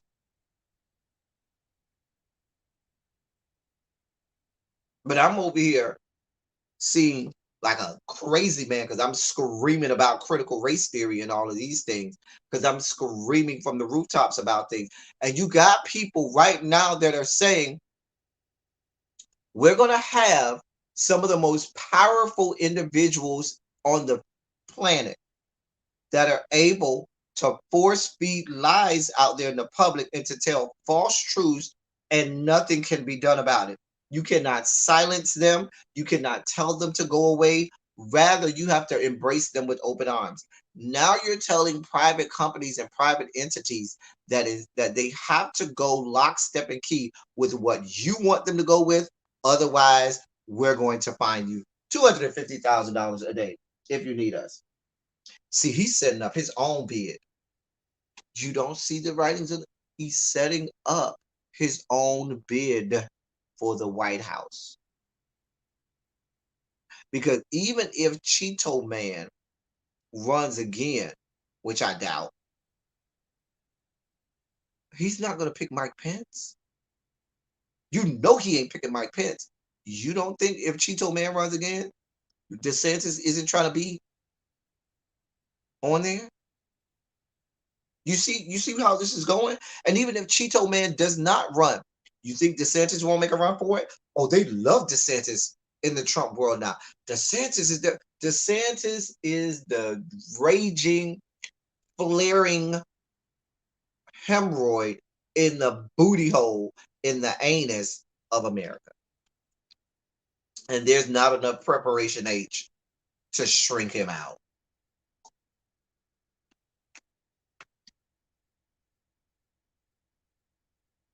Just a goddamn mess. If y'all don't see the setup right here, this whole deplatforming thing, that now, see, listen, the other sides, they're picking their fights. They started with the voter first. It's all strategic. They started with the voter suppression. Oh, y'all won the election? Oh, we got the laws against this. Oh, y'all want to protest? Oh no, we got laws against protesting. Oh, y'all got a problem with protesting and y'all got a problem with police coming out there? Oh, we'll pass laws that make it illegal for the police to be told to stand down by elected officials. Oh, y'all want to take my people, my boys off of Twitter and Facebook, the largest platform, the thing that made them more popular than any other president, the thing that made their voice more heard than any other president and any other people. Y'all want to take them off those platforms? Oh, well, we'll pass laws that stop you from doing that. This is what we got going on. This is exactly what we got going on. And the thing about it is, they're throwing all of these things out there so that they can continue to appeal and appeal and appeal until it gets high enough where they know, oh, we got our boys in there, and all we got to do is show up in court, and our boys gonna let this go through and pass this. And if by some chance the other side appeals and we get up to the highest court, oh, we got that. Oh, we really hope we get to the Supreme Court. Yes, let it get to the Supreme Court. Because now, here's the thing. Think about this. If it gets to the Supreme Court and the Supreme Court passes these things, guess what happens? Then none of the state that all of the states can it's free game for them. And they can and there's at that point, there's no appealing or there's no taking them to court then because the Supreme Court has already ruled on this. This is what we have going on.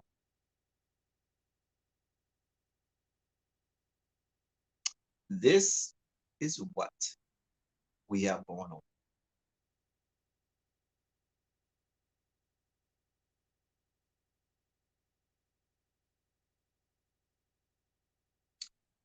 Not only can the state of Florida sue, individuals in the state of Florida can also sue for violations of this law, such as failure by a company to be transparent about its terms of service. So if there's any loopholes that a company has in their terms of service that they can find that can shut you down and they weren't transparent about it, they can sue about. See what they try to do, they try to hide it and cloak it in things that they think people want to hear and see, not knowing that the big picture is they're doing nefarious things back channel and behind the scenes. Oh, here's the good part. Let's break this down even further.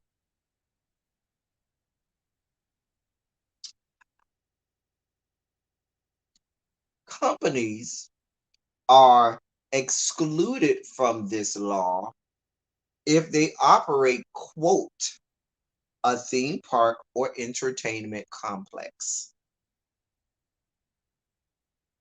Like, one of those theme park complexes.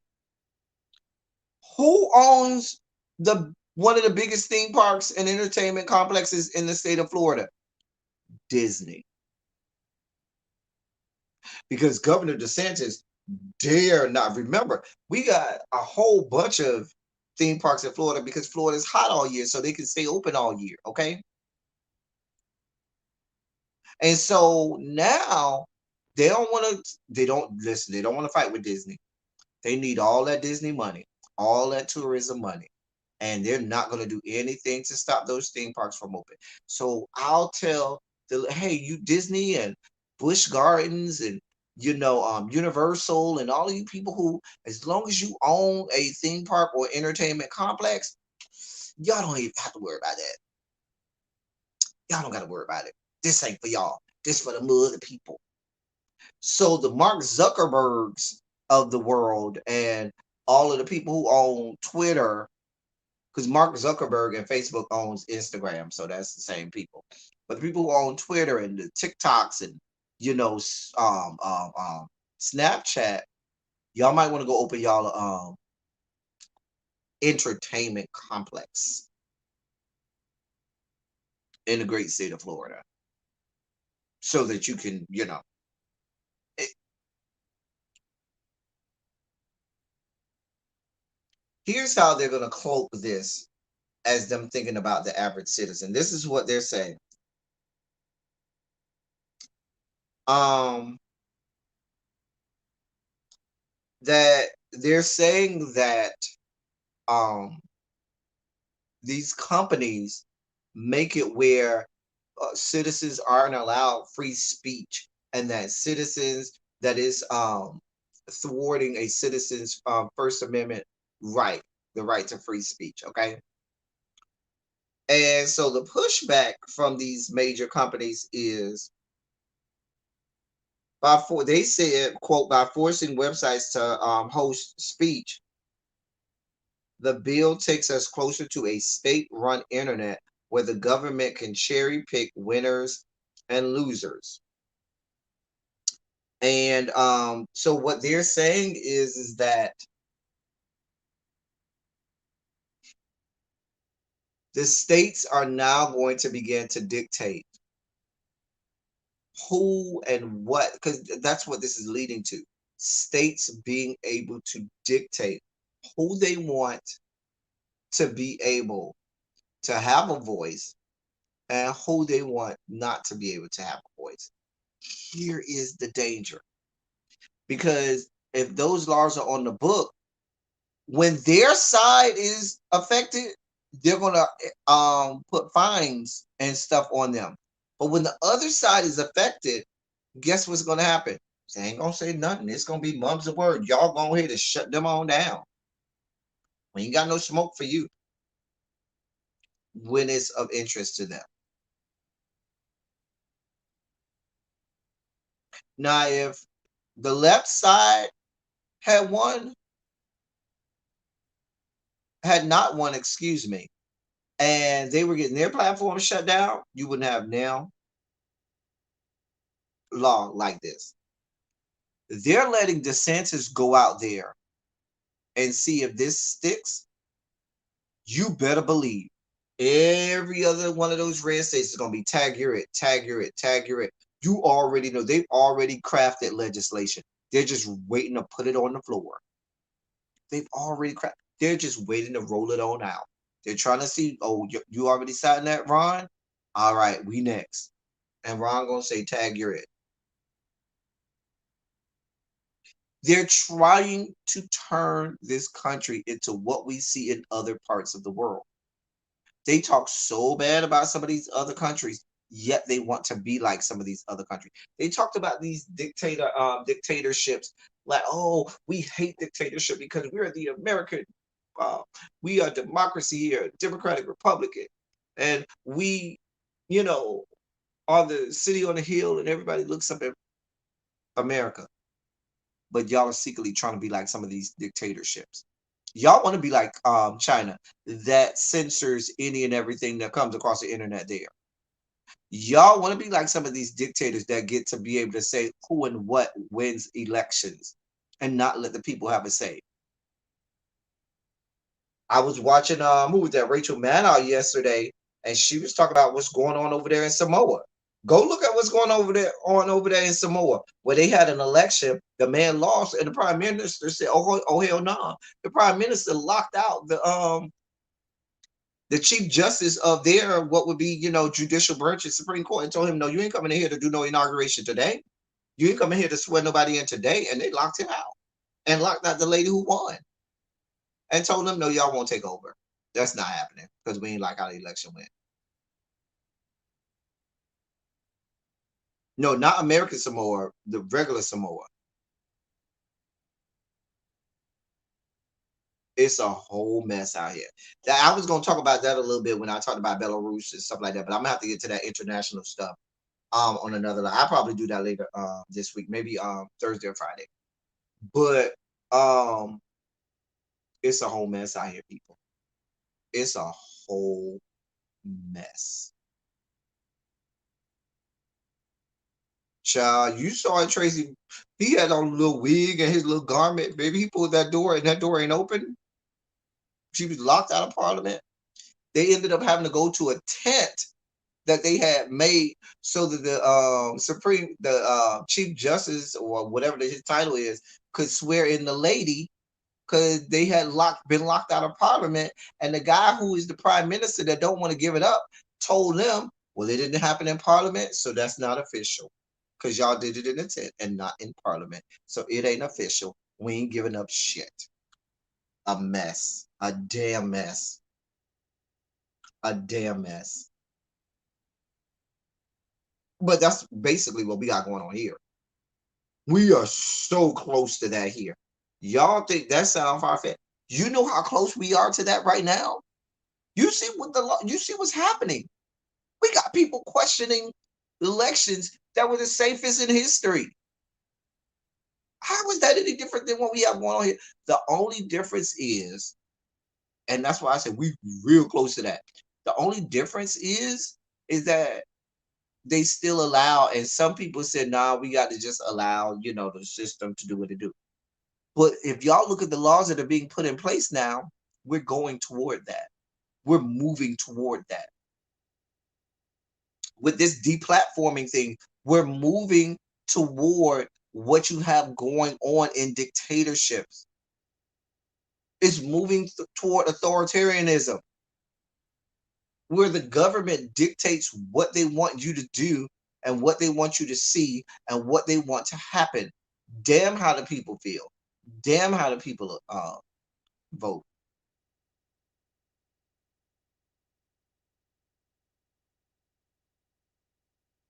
This is why I said months and months ago, this country is careening toward a civil war, careening down the path toward another civil war. Because the white people cannot accept defeat. They cannot accept loss. They cannot accept the fact that they lost. They will not accept it. And because they will not accept the fact that they lost, they're going to put every trick they can in place to stop what y'all got going on.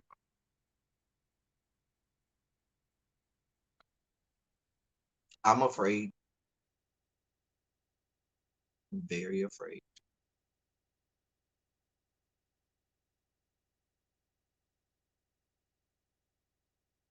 This is why I come on here and do these politics of it all. Because what they want to do is they want to slide stuff in under the cloak of darkness. They want to slide stuff in, and by the time you realize that it has happened, it's too late. It's, excuse me, it's too late. And so you don't even have a chance to prepare for it. You don't even see it coming. And so it hits you so hard, it knocks you so hard, you are trying to, just react because you didn't even see it coming. And when I saw this story about it, it was on so few areas and platforms about this. See, here's the problem. The Dems should be warning us of these things when it's going through the legislature. not after it's passed through the whole legislation and it's sitting on somebody's desk or it's being signed.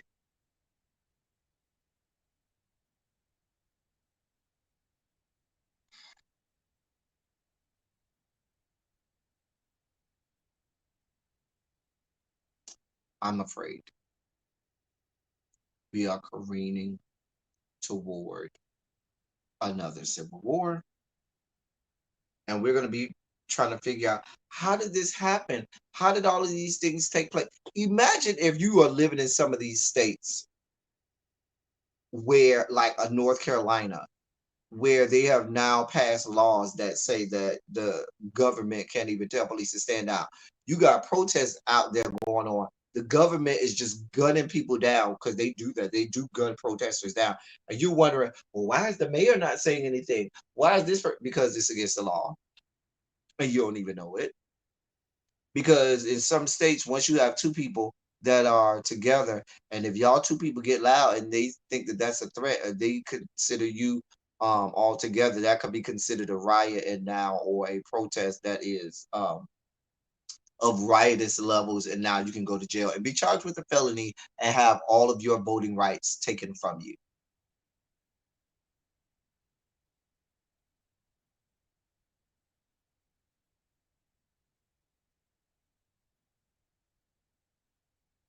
A mess. A damn mess.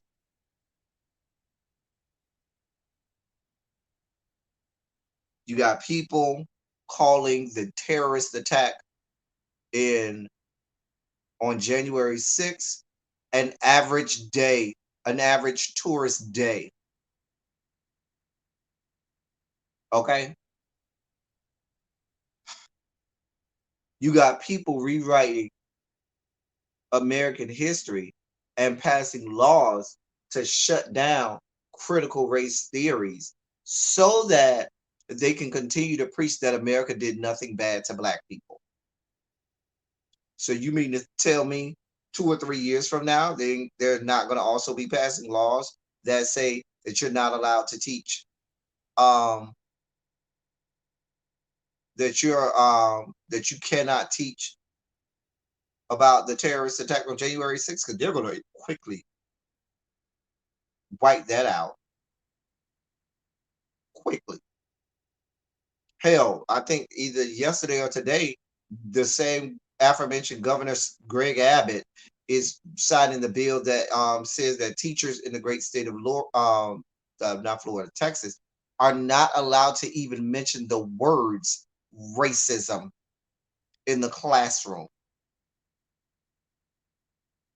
It's going way beyond just critical race theory in Texas. They are not allowed to have in any type of lesson plans or any lessons, anything dealing with the terms racism. So this is what we have going on. So if you thought some of the stuff that you were saying about Black History Month in the past year was bad, what's going to happen when we can't introduce anything dealing with racism? What are you going to teach in Black History Month now?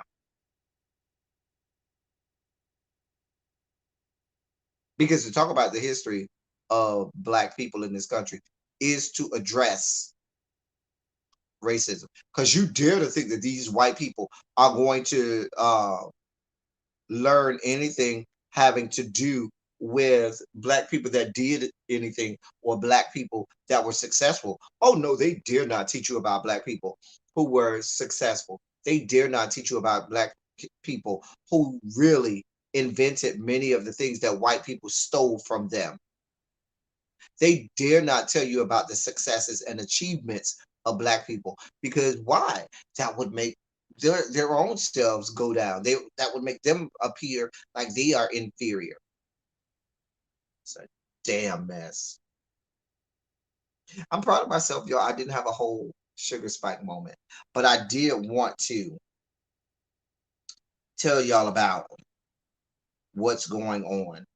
Now, the big three, um, all of the big social media giants have been silent. thus far, silent. They ain't said nothing yet. I'm sure their legal teams. Um, and when I say the big three, I mean Facebook, Twitter, and YouTube. They have been silent on this, but I'm sure their legal teams are on this.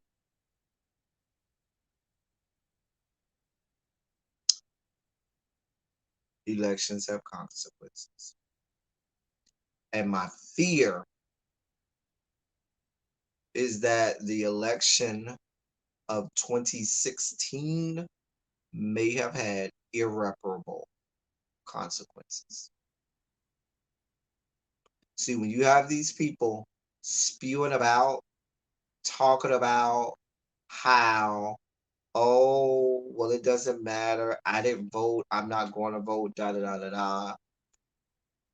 What they fail to realize is how important and how these people can influence every aspect of your life. It's not my problem. I didn't feel like voting because it's not going to affect me. Really? Really? Really? We got the gun stuff that's going on. We got all of the laws that we talked about earlier. We got so much going on. It's so little time. And I don't expect for you all to be well versed or up to date on all of this, which is why I am here to give you the information. I could have came on here today and talked about the trailer for Real Housewives of Potomac that dropped yesterday. I could have came on here and talked about the fact that Chris Brown's new pictures look like he is strung out on every illicit drug known to man. I could have talked about and wanted to come on and talk about all parts of Lil Nas X's meat that was sprung out all over the Saturday Night Live um stage when he had the wardrobe malfunction. However, there are some things that are more present. And that's why we're here today. I've been on here 2+ hours and we have enjoyed ourselves. Can I get some Shondos in the chat? Once again, shouts out to Quintessential. She's our newest mod. Shout out to the mod squad. We might have some more mods soon. We'll see. Shout out to the mod squad. I gotta add Quintessential to the mod squad chat and we'll go celebrate and say congratulations to her in the mod squad chat in a little bit. But yes, I definitely wanted to come on and just we even talked about George Floyd and where we are a year later with that, and where we are is nowhere. I mean, we got the conviction, and that sounds good at this point, but in terms of fixing the system that got us to the point where we had to have somebody in court anyway, we are nowhere. And where's the administration in terms of helping us get somewhere? No damn where.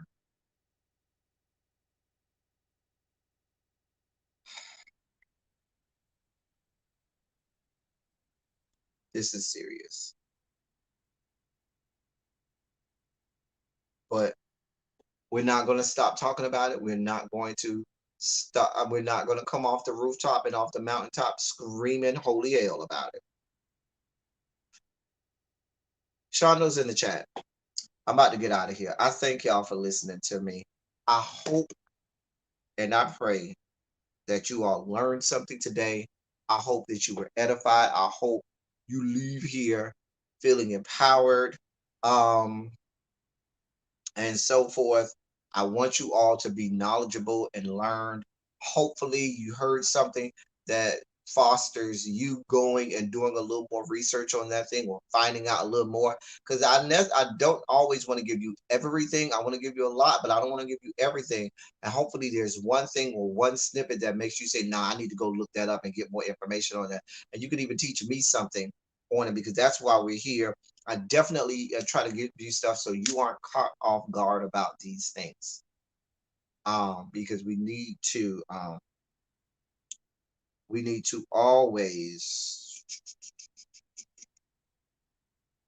We need to always be, you know, talking about this. Anybody have any questions? Feel free. All my information is down here. If you have stories or topics that you'd like for me to address in um, these lives, the politics of it all, you all my email address is down there. You can send me a direct message on Twitter or on Instagram. Um, my Cash App is there. I'm not dry big. I am not dry big. I never asked y'all, but it's just there um, for those people. But all my information stays down there. If nobody has any questions, comments, concerns, rude remarks, let me say, as I always say, I love y'all. I love on y'all. Thank you all for being vocal, present, and active. Thank you for doing what you do. Thank you for each and every contribution that you make to the channel. It does not go. I gotta go find me some lunch now. I'm so hungry. I ain't even ate no lunch. I ain't ate all day, y'all. I'm so hungry. So I gotta go find me some lunch, y'all, before and really B wants me to. I gotta go live with really B probably within the next hour, hour and a half.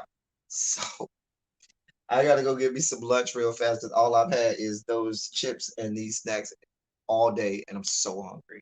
So I'm gonna go. I don't know what I'm gonna get, but I'm gonna go get some real quick to eat, and well, you'll see me in a little bit. I'm maybe about 5 o'clock, 4:30 at the earliest, 5 o'clock probably at the latest. For Teacher Project 2.0. Can one of my mods put the link to Teacher Project 2.0 in the chat if you're watching the replay? Now that you've watched this, go and watch Teacher Project 2.0 as well. Well, we have some things to talk about. You know we're going to hit critical race theory because I never miss an opportunity to scream about what they're doing in critical race theory. We'll be talking about that over there and some other things. All things education. Can one of the mods put the link to the Teacher Project 2.0 in the chat? Let me do it because I don't know if I have any more mods in here. Uh,